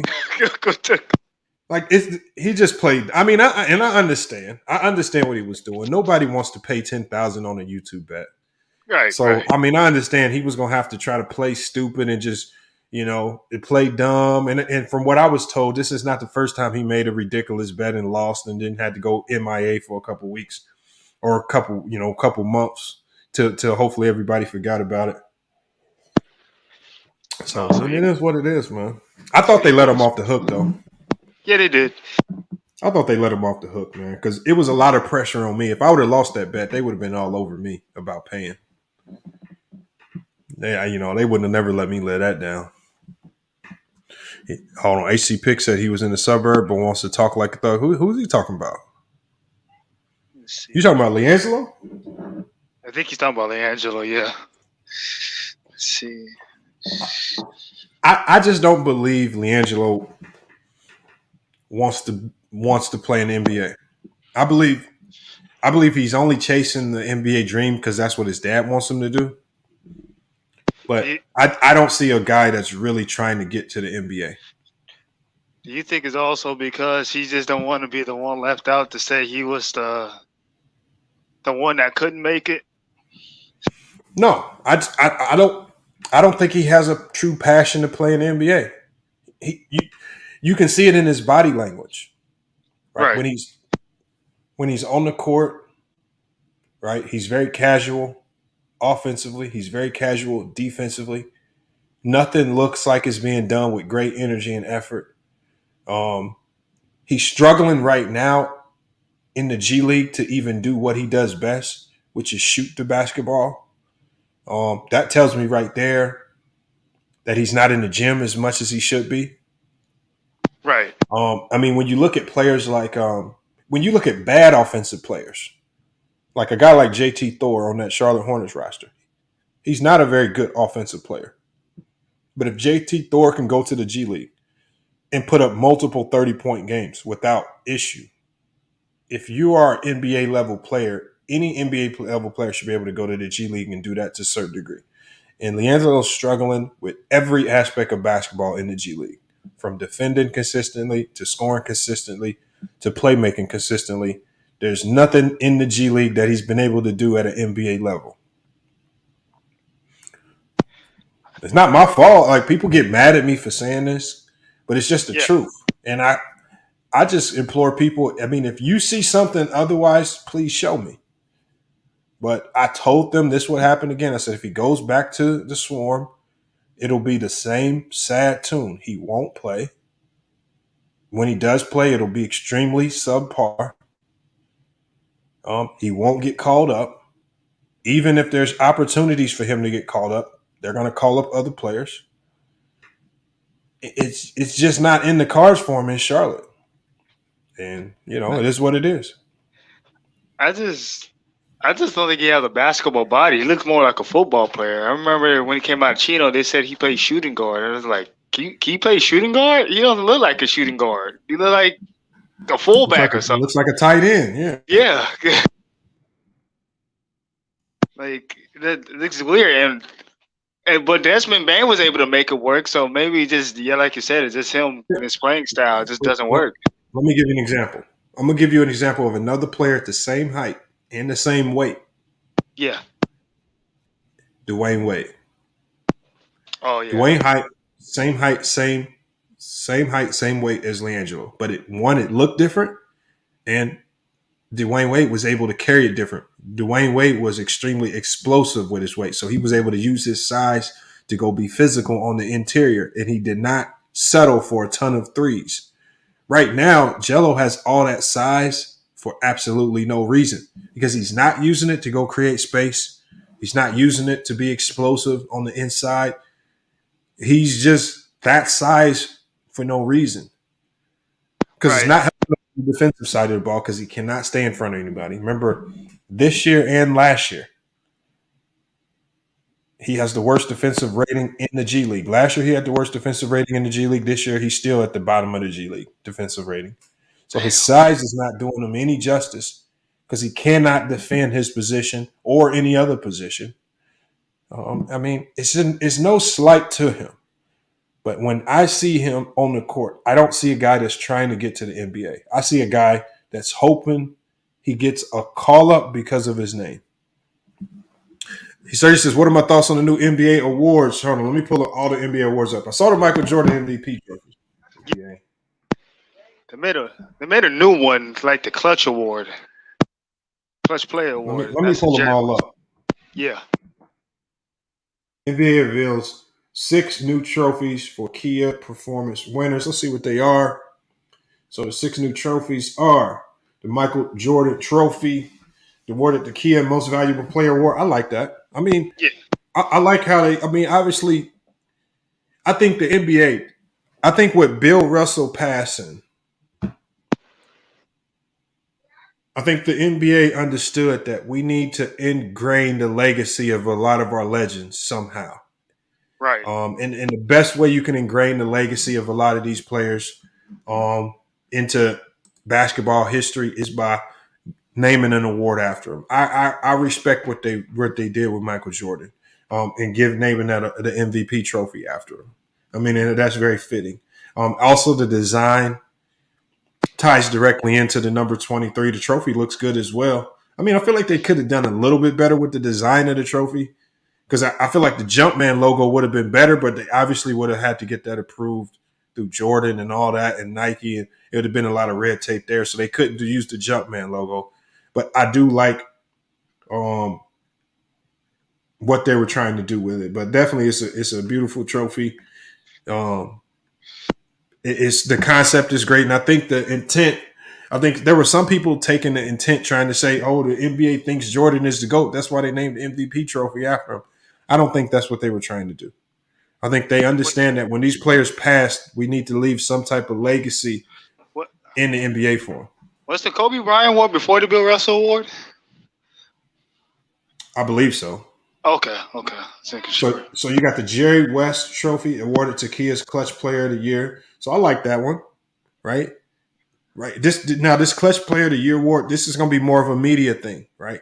Yeah. Being more or less clutch is more of a media narrative. There's really no statistic that helps you truly understand what clutch is. Everybody has a different idea of clutch. Some people say fourth quarter. Some people say last 5 minutes. Other people say buzzer beaters. Yeah. So again, that trophy can get really sketchy because it's going to be based on how does the NBA define clutch. So I'm curious to see who that award falls to. Sturdy says clutch is mostly voted by coaches, which is smart because they understand the game a little bit better. I think that Right. award will be best out of the hands of the media and the fans. Then we got the Hakeem Olajuwon Trophy. Is awarded to the NBA Defensive Player of the Year. Now, I understand why they had to use Hakeem. I think they used Hakeem because they couldn't use Bill Russell again. I think don't Bill Russell already have an award named after him? Yeah, I think it's The Eastern finals. Conference. Yeah, finals. Okay, so Finals MVP. So yeah, you couldn't give Bill Russell two because I think Bill Russell, but Hakeem is another one of those players where I think his legacy was starting to get forgotten to a certain degree, and Right. and people talk about Hakeem and the dream shake and his offense that they forget about how impactful he was defensively in the '90s. So I like the Hakeem Olajuwon Trophy as well.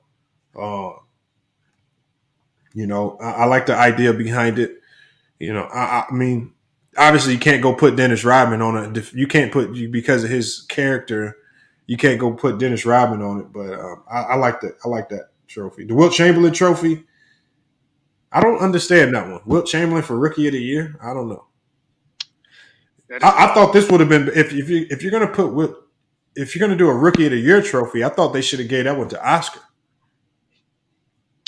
Oh I yeah, think definitely. Oscar probably had the greatest rookie season, but no, I can't lie. Wilt had a great rookie season too. Wilt's rookie season was ridiculous. Right. I'm talking about ridiculous, like crazy. So you could have went with maybe Oscar, but I like the Wilt Chamberlain Trophy again. It's just another way to keep the legacy of these players going because Wilt was another guy. Remember, if you start to look at people's top 10 lists when we have these conversations, Wilt was one of those players that consistently dropped and dropped and dropped and kept dropping. People forgetting about that legacy. CJ 2 times was good. He says every other award is mostly media. Yeah, I'm looking at him now. The John Havlicek Trophy. Wow. Awarded to the Kia Six Man of the Year. I can't knock that either. Yeah. I like that. I'll take that. I think John Havlicek was much greater than any six man that we've ever seen. You think he was better than Jamal Crawford? Wasn't he like a 3-time Six Man of the Year? Well, I think the best six man that I've ever seen would have been Manu Ginobili. Oh, okay. Yeah, that's true. That's good. I mean, I think the greatest six man of all time would have been Manu Ginobili. But again, the concept of what they're trying to do. Yeah. Especially with the American stars of the past. I know Hakeem is not American, but I mean, he's African, but I think they're trying to lock in the legacy of players of the past that continuously get forgotten. He says, now you got people saying, make Kobe the logo. Yeah. Look, man, the logo's not changing no time soon. People act like the NBA intentionally used Jerry West as a logo. They didn't intend, like they didn't even think people would recognize who that was. That's true. They just took the outline of a player that they thought would have been random and said, this looks good if we turn it into a logo. People recognized that it was Jerry West and said, oh, you made Jerry West the logo. And it was not the intention. If the NBA ever attaches Jerry West's name to that logo, they would have to pay him so many millions of dollars in residual income. It was ridiculous. So, yeah, that was on accident. Simone. I think the NBA logo is fine. You don't need to make Kobe the logo. And the George Mikan Trophy, the most improved player. George Mikan Trophy, again, I guess this is a reach right here with George Mikan because I don't even really look at George Mikan as one of the best players of all time. He was just the tallest player at that time, but he was not very good. You know, that I mean, he wasn't very good. He was just the tallest at that time, and he wasn't very good. Right. So most improved, I don't know. I can think of more.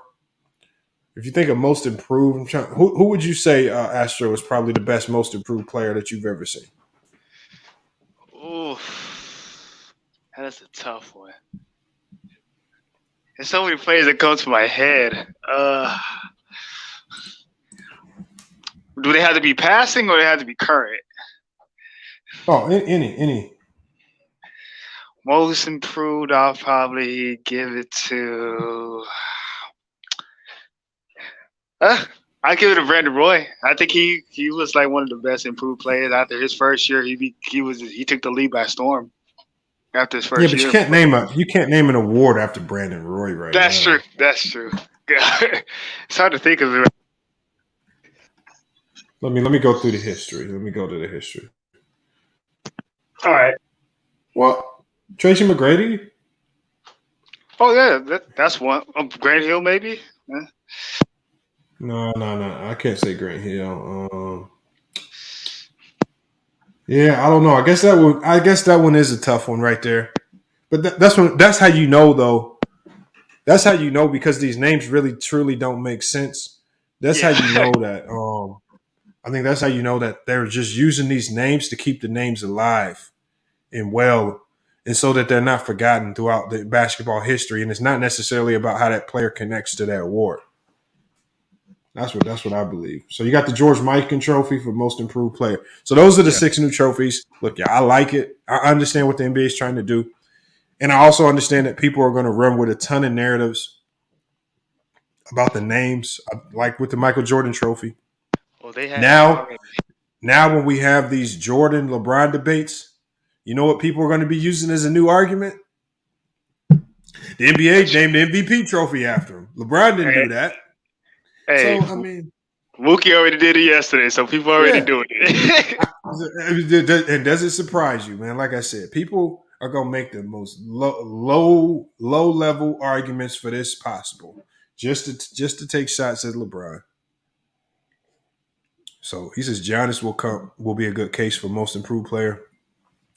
Yeah, even though Giannis is playing, I don't think that you can name an award after a guy that's still playing. Yeah. But the only trophy I'm really disappointed in is the look of the Jordan MVP trophy. Yeah, they could have done way better with it. It just doesn't like. I look at the trophy. I mean, when you look at the trophy, it doesn't. If I just looked at the image of the trophy, it don't make me think about Jordan. Which is another reason why I believe it's just a name attached to the trophy. Because the trophy in and of itself does not ingrain Jordan. I know they did a lot of subliminal stuff with the diamonds and all that. Right. But, I mean, I don't know. Let me read about it. Hold on. What does it say about this trophy? It don't even say much here. It says the league's MVP will now be awarded with the Michael Jordan Trophy bearing the name of the NBA legend, widely regarded as one of the greatest players of all time. That's it. That's all they said. Really. Yeah, Gilbert Arenas for most improved, but Gilbert Arenas' name can't be attached to no trophy with all the stuff that he did. That's true. You can't attach him to no trophy. And I think Gilbert would even understand that, you know. Right. Yeah. So I think look, y'all, if you look at the names that they use, it's just about keeping the names of certain legends alive.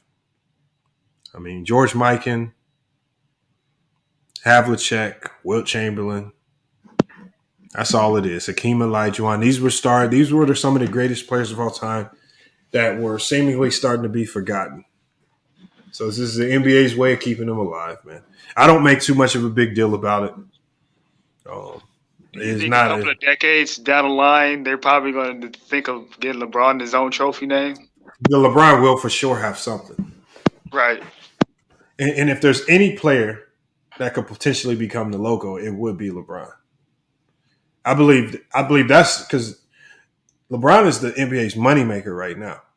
True. I mean, you change LeBron to the logo. I mean, you keep that moneymaker going for a little bit more. You milk that till you can't milk it anymore.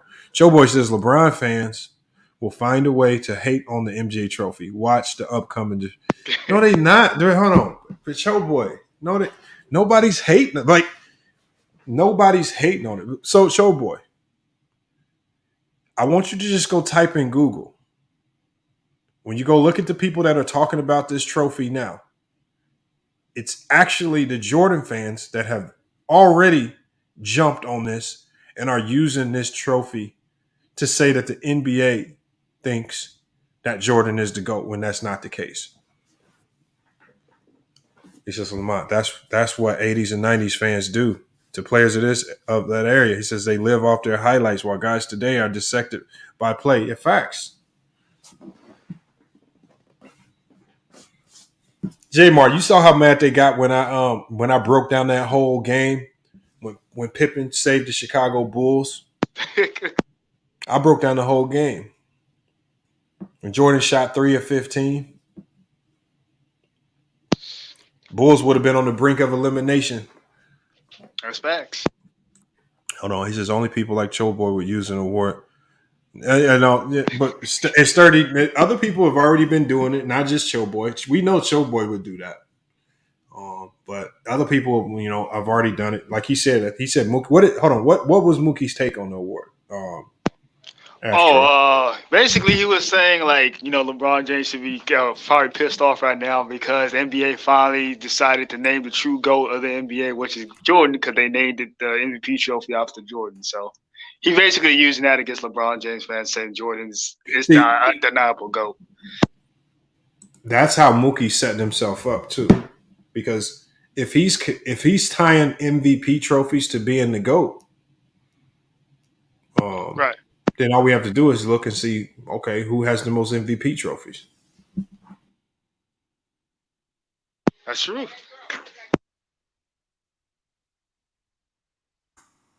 All we have to look to. And you know who has the most MVP trophies?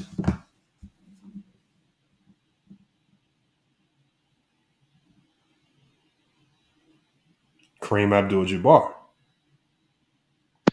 That's facts. See? Wait, So- he won't say that though. So what I'm saying is, if he's connecting MVP trophies to being the GOAT, Yeah.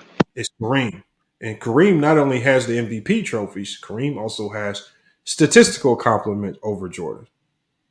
The only thing that people use as a weapon in the Kareem Jordan debate is that Kareem has lost in the finals. But Kareem's been to more finals. Kareem has more MVPs. Kareem has more statistical accomplishments. Like, this is why people don't really push back when Bees says Kareem is the GOAT, because you really don't have a ton of arguments. You really can't create a ton of arguments in the Kareem versus Michael Jordan conversation. That's the problem. And I think most people will try to run the competition, but outside of that, it's extremely difficult. Like, if somebody was doing a head-to-head debate, Jordan versus Kareem, if you are pushing for Jordan, you would probably lose that debate because you don't have too many talking points. He says Kareem. Joe Boy says Kareem was the best player on several of his chips. Easy argument. Well, hold on, what? I don't get what you're saying. Kareem was the best player on several of his chips. Easy argument. He was secondary. What? What are you talking about? That's not even a good argument, Joe Boy. Whatever you're trying to say, whatever you like, I can tell. Like, whatever you're trying to say, you're setting yourself up to get max ethered if you continue. Like, if we let you on the panel to expound on that statement, you would get max ether. I could drop the link for you, Joe Boy. Yo, salute everybody. Yo, Lamont, remember that time we literally asked people on the panel, what would you rather have, the MVP or the Finals MVP? Mm-hmm. I'm starting to find it funny now how people are changing their opinion upon it now. Because only a few other logical people, even if they value awards, will go for the award that takes the most difficulty task to do, which is obtain a regular season MVP award. But everyone before was saying they'd rather have a Finals MVP because it comes with a chip. But now it's flipped in reverse. All right. So, it's crazy. I mean, they named it, like I said, and I don't know. This was probably a tough one in the NBA front office when they were trying to decide the MVP trophy name. I know the conversation had to come down between Kareem and Jordan. I know it did. They named it Jordan because Kareem already has a trophy under his name. That's why. He does? What trophy is that? I think it's the when you do community service as a player. Oh yeah, that's right. Okay, he does like that. I know, and Oscar got I think the best teammate award or something like that. That was why those guys wasn't getting named the award. They already got named already. Okay, yeah, I got you there. That makes sense. He says the NBA wouldn't allow MVP award to be associated with the Nation of Islam. Well, Kareem already has an award named after him, so I don't think the NBA really cares about that. Come on, man. Stop it, burner account. Man, that NBA really don't care about that, man. They truly don't care. They truly don't care. And most people, most basketball fans don't even know that Kareem is Muslim because Kareem has become such a common name now. So we have Kareem 6 championships. Kareem played more seasons than Jordan. Kareem played in more playoffs than Jordan. Kareem played in more All-Star games than Jordan. He has more MVPs. Jordan has more finals MVPs. Kareem has more All-NBA team selections. Kareem has more defensive team selections. Jordan has the scoring titles. Kareem has more blocks. Obviously, Jordan has the steals category, but unfortunately, we don't know what steals because they didn't calculate steals for Kareem's entire career. So with steals, that's kind of up in the air. They both won Rookie of the Year. Kareem's career, if you look at it, was if not more dominant, equally as dominant as Jordan's. He just did it longer. He said, Lamont, do you think social media has ruined basketball conversations? No, it doesn't. It hasn't ruined it. It's giving more people a voice. So you have you have people like Showboy who can come with bad faith arguments, but really, if we allowed Showboy on the panel to explain what he was talking about, he couldn't explain it. I could drop the link for Showboy right now, and he would struggle to explain what the hell he was talking about. Watch. I'll drop the link right now. Watch.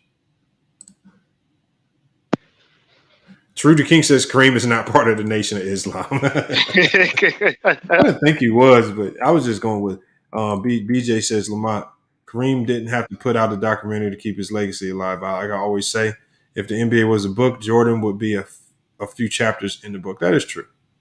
Jordan would be the section titled the 90s. That's Jordan's section. Right. That's the only good thing about the 90s was Michael Jordan. I just think it's weird when YouTubers go to go on Twitter and YouTube comments and then just make videos off that, be saying like, "Oh, these fans are mad at this player," off just some recent comments they saw on a video or a post on Twitter or something. I think that part is weird about social media.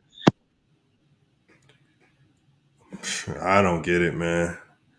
Showboy said, Lamont, I was saying Kareem wasn't the best player on most of his championship teams. Come on, man. Hold on. First of all, that's kind of what happens when you play 20 goddamn years. You get old, and if you have a good organization, that good organization is going to find players that can help keep your team relevant. I'm not saying Kareem was the best player the entire time he was there. And I'm almost positive if I pull up Kareem's final stats, or if I pull up the stats that he was putting up on them championship teams, them numbers look like he was the best player on the team.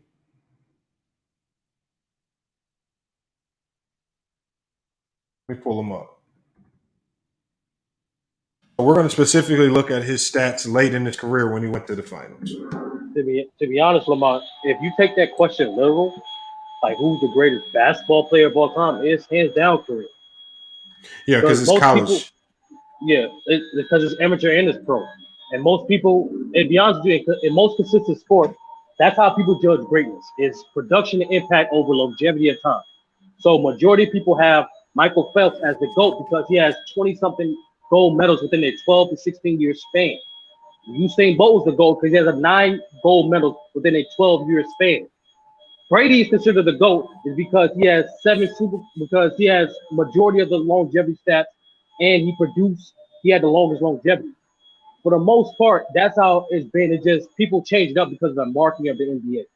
In reality, you can have your greatest whoever you want to be. Just make sure your criteria is consistent. Don't be on some, oh, he's my GOAT because he's undefeated in the finals, but then you don't have a guy like Tim Duncan in your top five when he's only lost one time. Or you don't have a guy like Bill Russell in your top five when he clearly have more superior resume in terms of winning. Just make sure your criteria is consistent. So when you are people like Cho Boy who judge individual players off team success, your list tend to end up being a little funky because it's gonna be definitely inconsistent because most 9 times out of 10, your player that you're trying to argue on behalf wasn't most likely on the most dominant team. This is what's happening. Sturdy. This is what's happening. So, Showboy says Kareem wasn't the best player on most championship teams. So what Showboy is trying to convince us is that when Kareem was 41 in 1989, when he was 40 in 1988, right? When they went to the finals both of those years, you can even go back to 87 when they went to the finals, which if you go back to 87, he actually put really good numbers up, but he was 39 years old in 87. He's trying to use those championship runs in year 18, 19, and 20 and try to tell us that he wasn't good in the finals or he wasn't the best player because of recency bias. And unfortunately, that's not what being the GOAT is about. That's not what being the GOAT is about. It's about a career body of work. Salute to Kenneth H in the chat. Man, appreciate you pulling up. Man. But I don't know, man. Joe boy, you're gonna have to come better explain what you're talking about. Salute, Ralph, man. What's good? Hey, salute Lamont. Salute Sturdy and the guy on the panel. I don't know his name, my brother. No worries. I just got Ralph, because we gonna be because you actually came on kind of late. We gonna be cutting it short soon. But let me get your thoughts on that Laker game last night because I know it was a good game, but man, Lakers gave up another. No, AD messed that up, bro. Oh, he had one job to shoot. He had one job to shoot them free throws and put them up for. And okay, Jayson Tatum makes the next bucket. They're still up. So LeBron would not have to take the 3 for overtime. He will get fouled and go to the line, make it or miss it. But they're still up. That was AD fault. He had to, and when he missed at first, I'm just thinking, just make one. If you make one, you put a ton of pressure on Boston. Facts. But he missed both, and you really opened the door for that changed the game. Tackable Pond says, Showboy, debate Lamont. No, Showboy, that wouldn't be a debate. That's not a debate. That's not a real debate with Showboy. Wilt Chamberlain is the greatest basketball player ever. Why do you say Wilt is the greatest ever? Because I'm using sturdy words against him. He said that he didn't average his averages in the playoff and then showed up. Wow, this man is in the playoff. Oh shit! Averaging. Hold on, sorry. Hold on, y'all. I want to see if Mookie makes a video about this. Uh-oh. I'm gonna play the video on the channel. I don't care. Hold on.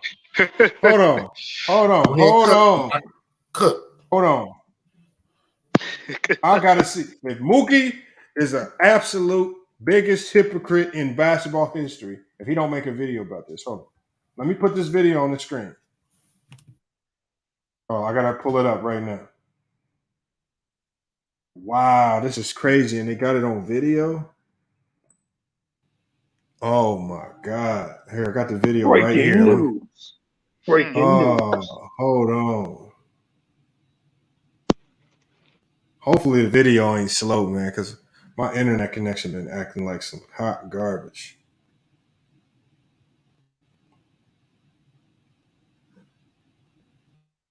Actually, June World called it. Yeah, the video. When this video load up, I'm gonna play the video. It says Clippers super fan, Clipper Daryl, knocked out in altercation at game. Video shows they caught it on video. Clipper Daryl, the most famous LA Clipper fan, was knocked out during an altercation at a game on Monday. New video obtained by TMZ. Oh no! It says in the footage you can see Daryl, real name Daryl Bailey, in his famous half red, half blue suit, standing with a Crypto.com arena security guard following the Clippers game against Boston. The two seem to be in some sort of argument where the man wearing the red polo appears to be preventing Clipper Daryl from moving through a concourse at an NBA arena. At one point in time, the man could be seen in the video putting an elbow near Clipper Daryl's neck in what seems to be an effort to keep him from advancing. Daryl, the footage shows, Daryl then swiped at the man's arm to get him off. He said that's when the man in the red balled up his fist and swung on Clipper Daryl, connecting straight with the superfan's jaw. Daryl crashed into a trash receptacle and fell all over the place, losing consciousness. God damn.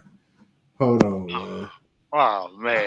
And look, I don't promote violence, but man, I mean, because the thing is, look, if it's truly rated R and you call it like it is, and it's just not a channel designed to hate LeBron James or just hate players, because it seems like he can't make a video without saying a player choked or he lost or he sucks. I mean, you got to keep that narrative going, keep pushing that same narrative. Hold on, let me see. That is tough. Oh. Let me see. We about to see. Here, I'm gonna put the audio with it too. Let me put the audio with it too. All right. All right, hold on. Yeah, hold on, man. All right, hold on, y'all. Oh man, hold on. Let's see. I please hope this video ain't choppy, because my internet connection been on some hot garbage lately. But that was Travis Scott. It looks like him. That's Clipper Daryl, though.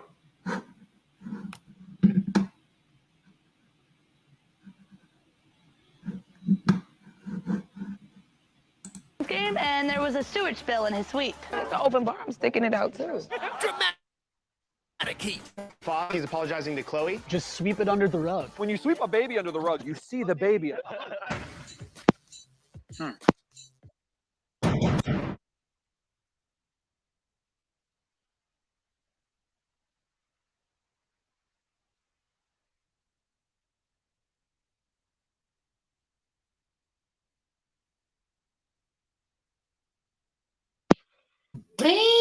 God damn.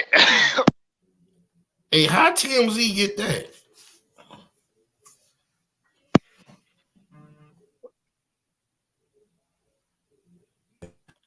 Oh yeah.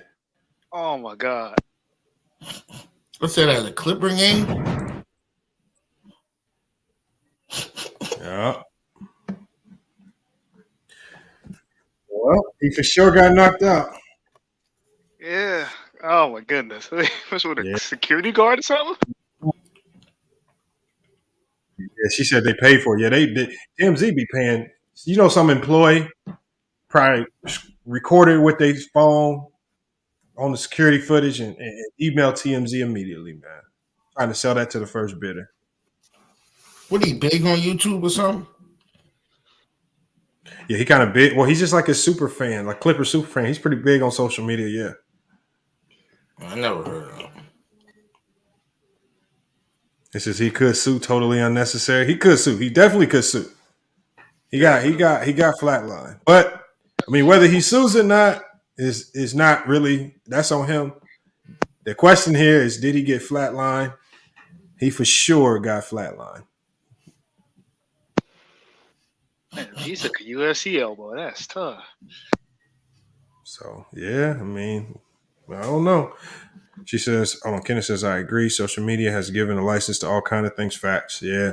Yeah. TMZ's made a ton of money off being super toxic, man, putting out toxic stuff. But that's what sells. That's what people want to see. Yeah. That's what it seems like. The people will watch the craziest videos, man. I mean, if you look on Facebook and even on YouTube before it gets taken down, you got pictures of American citizens getting beheaded, all types of crazy stuff. And you go look at the view count on this stuff, it'll have 2.5 million views. Like, that's some crazy. of the people want to see ridiculous stuff. Like sometimes, like some videos I can't even watch. Like sometimes I see videos of people in India killing dogs, and I'm like, I can't even watch that shit. I'm just flicking it off. It's just like, why would I even sit there and watch it, man? And so some of it I just flick by because I don't even want the imagery of that stuff in my head. This goes 2000. Half of America don't like Brian, so if you make videos bashing him, you're gonna get mad views. That's facts, Joe. That is facts. But the problem is, Joe, is once you go down that road, you stuck. Once you go down that road of bashing LeBron, you are now stuck. Because that's I am curious about those type of people that literally made majority of their career off just hating LeBron. Like, are they going to just move on to the next player to hate on, or like? I'm curious what's going to happen. I don't know, because from what I've been told, Ticket not used to be a fan of LeBron. Wasn't on this hate train. But once he went down that road of hating on LeBron and then just doing it to an exaggerated degree, he was stuck. And so now he can't backtrack. Yeah, he can't backtrack and be a fan of LeBron, because then you literally gonna have everybody on YouTube calling him a hypocrite, calling out his takes. They're already doing that now. But I mean, it would be 10 times worse. This TMC was first to report Kobe's death. Yeah, Kobe's death was gruesome. I saw the drawings. I know the coroner did drawings of like his body and where the injuries were, and it was gruesome, man. That helicopter injury was gruesome. Or you see what the coroner was like writing on different parts of his body, like they were on because he did a drawing. I didn't see the actual photos, but he did a drawing basically saying, okay, this is what happened: trauma to the head, trauma to the torso, and just it was crazy. It was bad. So yeah, that was crazy. I always say LeBron is big. Hold on, what'd you say, Rob? Is it really hate? I know some people spew hate, but you say anything about LeBron, it's labeled hate. No, I say stuff about LeBron. It's like Israel. Like, people will say LeBron stat pass. People will say, like, LeBron, like when LeBron missed that 3 yesterday, which, okay, he missed the 3, but then people will come out with videos saying LeBron choked. Or, I mean, just, and I don't mind it every now and then, but literally, remember Ticket TV? He went on a 90 video tirade of just going at LeBron James. That's hate. Now that was a 2-year long run. Yeah, that's what I'm saying. Like he intentionally, he's like that was one. Either he was just trying to get money out of people who hate him, or he really hates LeBron. Yeah, Infamous said, I heard about that drawing. I was traumatized for it. I know, man. I saw that. The drawing wasn't really that detailed. It was the explanations of like what happened that was gruesome. It was just like when the doctor wrote on the notes like what happened to his head, what happened to his torso and his legs. It's just like, man, that's crazy. Yeah, it's tough, man. Smart, do you think Michael Jordan the same? He says, do Michael Jordan in the same fashion you claim others do to LeBron? I don't do Michael Jordan. I got Michael Jordan as the GOAT. How can I do Michael Jordan bogus? I talk more about the narrative that 90s fans put forth about the 90s than Jordan. I got Jordan as the GOAT, though, Adrian Knight. See, the people that hate LeBron will say he's not even top 10 all time. It's not as what he's asking is there's not as many Jordan hate channels as there is LeBron hate channels. Primarily because LeBron is playing. LeBron came up and was playing during the social media explosion era. I guarantee if Jordan, they swip places in times in history, it'll be the same thing for Jordan. It'll be the same exact thing because it's to be honest with you, it's really an uphill battle because majority of consistent people already have the propaganda in their mind that Jordan is the greatest. So there's really ain't a lot of profit in it. If anything, it's like you'll get more pushback if you say if you show any amount of ridiculous hate that Jimmy showed to LeBron to Jordan, you get a lot of pushback. You get a lot of pushback. Because at that point, like let's be real, half the hate for LeBron is either exaggerated or completely made up. That's not true. Y'all niggas are delusional. Y'all would say, no. I don't know who's y'all niggas. How we know? Oh my God! It was say, hold on, Ralph. Career. Hold they on, Ralph. didn't leave him open and shoot. Ralph, when they clearly used to leave him open and shoot. And as his career gradually, he got better in that Detroit game and showed that he can shoot. But they used to leaving him open before that. Ralph, would you debate this with Sturdy? Would you go into the head-to-head debate circuit with Sturdy? I would debate anybody on this. Oh. I don't even know what the real talk. Oh. I don't even know what the fuck you talking about. No, Sturdy. I mean, not Sturdy. Ralph, please explain to Sturdy what your debate topic is and where you stand, so we can set the grounds for the debate tomorrow. Because I don't have time to do this. But that I'm gonna make that the headline event. If it's Ralph versus Sturdy, that has to be a headline. Oh yeah. I feel like Ralph sounded confident. Ralph is sounding like he has some ammo. Ralph, what would the debate Our be? small forwards used to leave him open to shoot the three. No. Or whoever guarded him, we need a real debate topic. To shoot the three. No. Is it like Jordan? What do we debate? Like, what are you saying? What is your overall? My overall is like the LeBron fans are just as delusional as the Jordan fans. Okay. LeBron fans just as delusional as Jordan fans. Huh. That's Sturdy. That's how the fuck I was Sturdy. It's kind of Sturdy. No. Sturdy. I can't throw no input in. I have to be impartial on this. No. I'm real talk. I'm trying to like think of like empirical evidence to back my claims because it's gonna be purely anecdotal. I could blame up an instance when Sturdy, take the debate. I'm trying. Is it? I know I can make. I have a few arguments. I'm just trying to think of what the fuck I can use empirically to back it up. I can't. I gotta be fair, so I can't throw no ideas out there. That'd be cheating, low. People will bring up, Kobe was missing free throws in '97.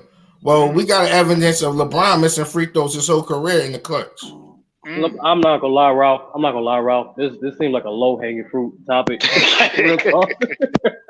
Like, bro, it's kind of obvious. Like, real talk. Like, both fan bases are equally delusional, but at least with LeBron fan bases, they'll at least admit to his faults. I haven't came across a LeBron fan who didn't say 2011 wasn't a complete failure. Y'all admit to his faults now, but back then. Hold on. But Sturdy. Yeah. You gotta let us know. Do you want to take the debate or not, man? I think you should take it.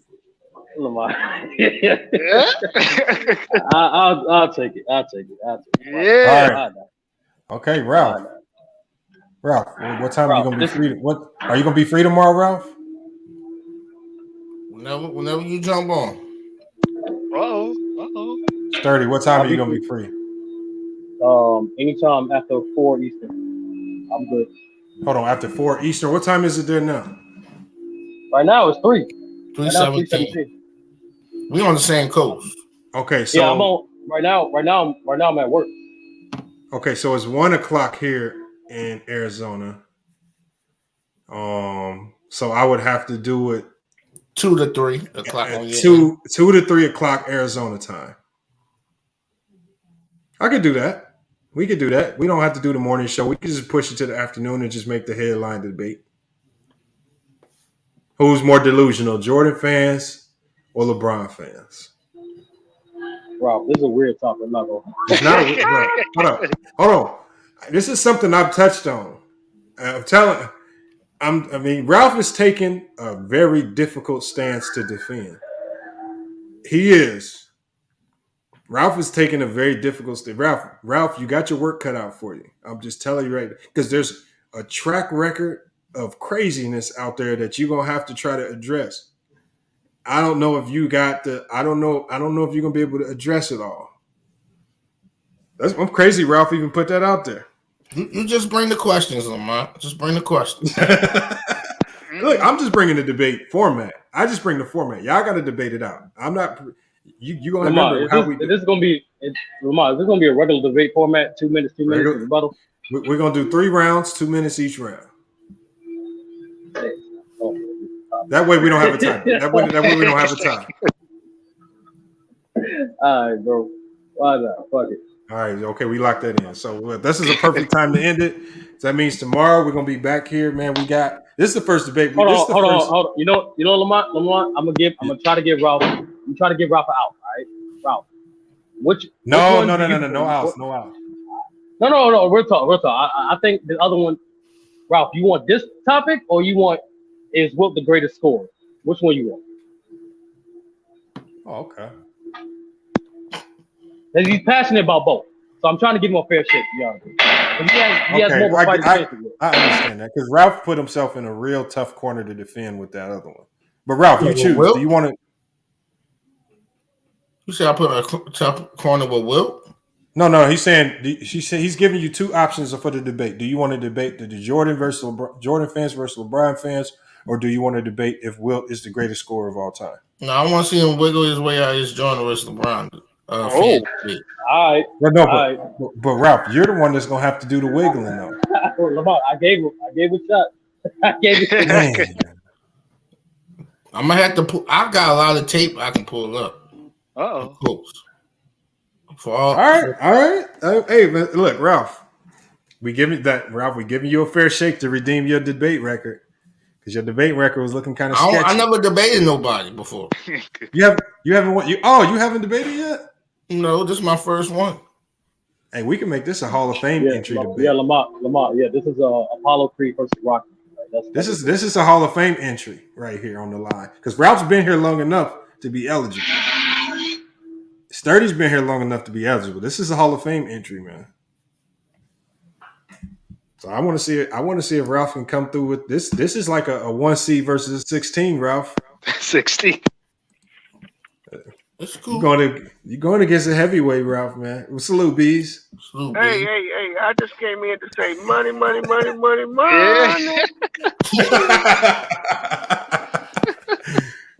can't believe you won it so fast. You won it in the first 4 games. I told you this was the easiest bet. It's the dumbest bet I ever was involved in, bro. It's dumb. But you know what? A shout out to all them dudes because they believe in that dude, right? They believe in the Lakers. They real fans, and we like to use emotion to make money. Mm-hmm. So, hey, I expect y'all to be sending that money in now. Don't make it come find you. Hey. And Home Beast, I'm going to try to get all the parties that owe you money. I'm going to try to get them on the stream tomorrow. I'm going to do a stream later in the afternoon tomorrow because we got the debate. So everybody that owes the money, I'm going to try to get them in here for that tomorrow and make sure they get paid up. Yeah, and hey, since it's Christmas, real debates. You pay tomorrow. You don't got to pay that double bubble. Hold on, Beast. Yeah. Beast, if you're not in the chat, you want me to just have them send it to me and then I just send it to you? Yeah, or I could just give them your cash app. Yeah, you can give them. They can send it to. They can just send it to my cash app. Either way works. Either way works. Because tell them after tomorrow I start charging interest.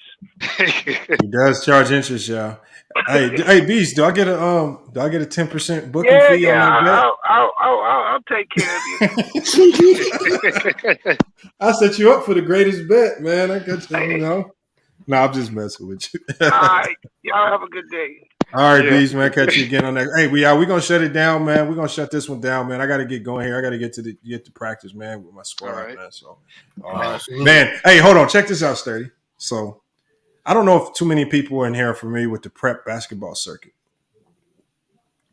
but I entered my GCU club team into tournament in California.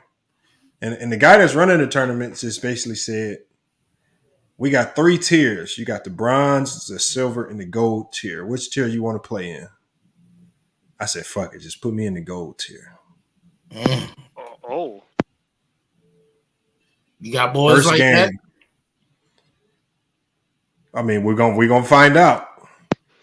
But we play the number 1 team in the country. Our first game, man. Overtime elite. Damn. And then we follow that up with the number 2 team in the country, Prolific Prep. So hopefully we can pull out some upsets, man.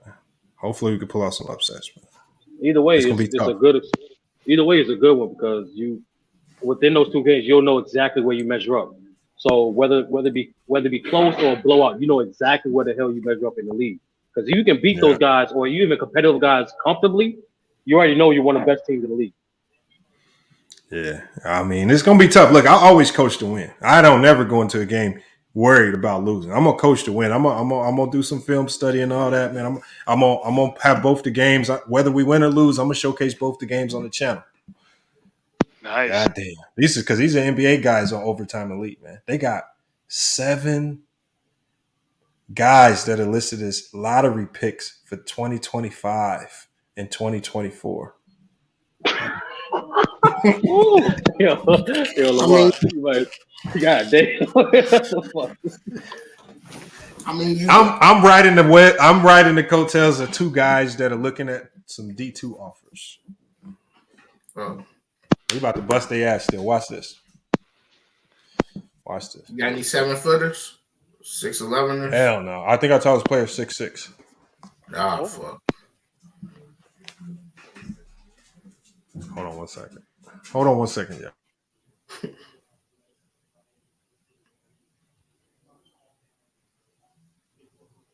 Wow, do you think I'm a LeBron fan? You advocate for him like Paul Heyman do Brock Lesnar. So why you say Paul Heyman? All right, y'all. Hold on, y'all. I gotta end this. All right, I'm gonna try to see if y'all can see my new dog. Hold on, maybe he'll jump up here. Come here, Henry. Come here. Up here. You gotta get up there. I think some of y'all seen him.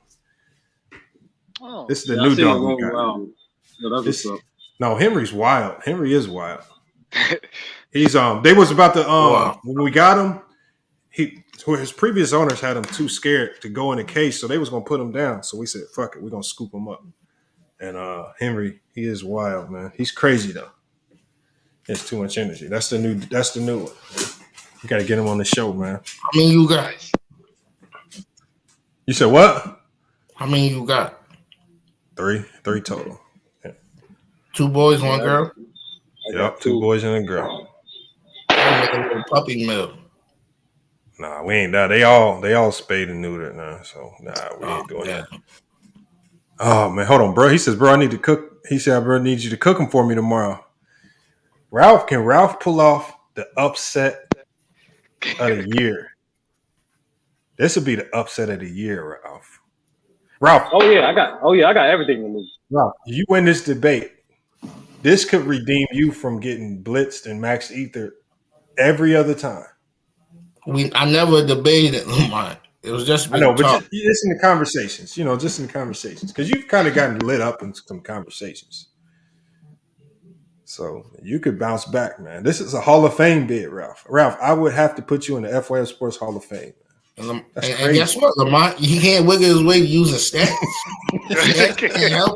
Ralph is confident about this one too. That's what I like. That I'm saying stats ain't got nothing to do with this. You got a confident Ralph. 30. You got a confident Ralph, man. That's about the fan base. Ralph is about to come through swinging, man. Oh man, I'm curious. Oh, so we're gonna do this. So both of y'all in the same time zone, correct? Yes. Yep. All right. So make sure we get. I'm gonna go live 3:00 my time, which is, I think it's gonna be like 5:00 y'all time. Perfect. All right. So we're gonna do that. So y'all gonna see the notification to go live. I'm gonna put it on the thumbnail. Right. I'm gonna put it on the thumbnail. So man, y'all gotta show up. Yeah, I got to show up, man. Hey, we're gonna go ahead and shut this one down. I was called out. I was minding my business, working, sipping my tea, and just disrespecting my family's honor for no reason. Oh, hey, I'm putting the notifications out. I'm getting everybody here for this one, man. This is. We want to see if Ralph can redeem himself, man. Because Ralph has some bad takes he got to make up for me. If he can come through, remember, Ralph, I'm telling you, the chat is not biased. If you win the debate, you're going to win the debate. Like, the chat has done a good job of voting fairly. And get some sound bites. Y'all going to be looking crazy. All right. Hey, Ralph, just have it all in line. Remember, you got 2 minutes each round. So, remember, you got to flow. You can't waste time on one topic too long. You got to flow. And I shouldn't even be giving you these tips. This is kind of cheating either. Because you got it. You got it. Use your time effectively. 2 minutes each round. We got 3 rounds. But, hey, y'all, look, I got to shut it down. Y'all got to get going. Got to head to campus, man. Appreciate y'all pulling up for the stream today. We got a big time debate tomorrow. We got Ralph versus Sturdy. Sturdy's obviously the number 1 seed. Ralph is coming in as an at-large bid, 16 seed. Hopefully he can pull off the improbable. But you never know. Hey, salute Astro Clipper Talk, man. Appreciate you pulling up as well, man. I'm gonna go ahead and get you up out of here. Appreciate everybody that also hit the Cash App. J-Mar came through big time on the Cash App today. That's much appreciated as well. Oh, hold on, J-Mar. J-Mar didn't even send me a donation, man. I lied. He said for my bees payday. Oh, hold on. For bees payday. Oh, so you only sent me bees money. Damn. See, J-Mar, I thought you was donating to the channel. You just sent me bees money. All right, so bees, if you listen to still, I got your money from J-Mar. I'll be sending it to you. I just read the damn message. That's crazy, J-Mar. All right, J-Mar, I see how you is, man. Hey, salute to Dex in the chat, man. Appreciate you pulling up as well. He says, I ain't going for Ralph, dog. But Dante, you got to vote fairly. Whether you like Ralph or not, you got to vote fairly. Right? Ralph ain't always the most likable. Ralph will come in and say crazy stuff all the time. But you still got to vote fairly, whether you like Ralph or not, man. That's how it got to be. But J-Mar, I got this. I'm going to get this sent over to Bees for you. So I'll let Bees know you're taken care of. So we'll get that squared away. And we'll be back tomorrow. Remember, tomorrow we're not doing the morning stream. We're gonna get started a little later because we got the debate. So make sure y'all check y'all notifications for the stream tomorrow. We got a big time debate night tomorrow, man. Y'all don't want to miss it, man. But hey, y'all, it's FYF Sports, man. It's been another podcast episode. We're gonna be back with more sports and news. Until then, man, it's FYF Sports, man, and we out.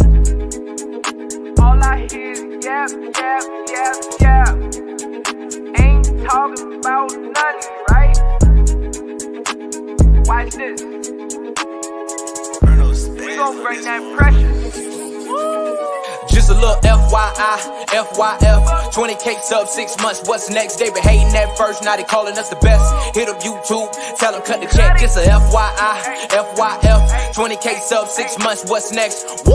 Fuck your feelings. We all know who the real is. I be getting to it. Ain't wasting no time. Walking straight in. We ain't waiting in line. Fuck your feelings. You don't care about mine. You a YouTube gangster. Don't be yelling out slime. Or you talking LB. Talking Ticket TV. Ain't nobody watching them. All the viewers be sleep. 5 years in, all your subs is your friends. Ticket TV, watch the cars again. Just a little FYI, FYF. 20K sub 6 months. What's next? They been hating at first. Now they calling us the best. Hit up YouTube. Tell them cut the check. Just a FYI, FYF. 20K sub 6 months. What's next? Woo! Fuck your feelings. We all know who the real. They all know. Shop don't close. Working 24, trying to make the channel grow. Look at them, pointing fingers, hating on the low. You can't compete with our podcast show. Couldn't make it in the league, so we got on TV. Crying by LeBron like a little baby. You must be crazy, trying to ever play me. Or you super tough until it's time to say cheese. Just a little FYI, FYF. 20K sub 6 months. What's next? They been hating at first. Now they calling us the best. Hit up YouTube. Tell them cut the check. Just a FYI, FYF. 20K sub 6 months. What's next? Woo! Fuck your feelings. We all know who the real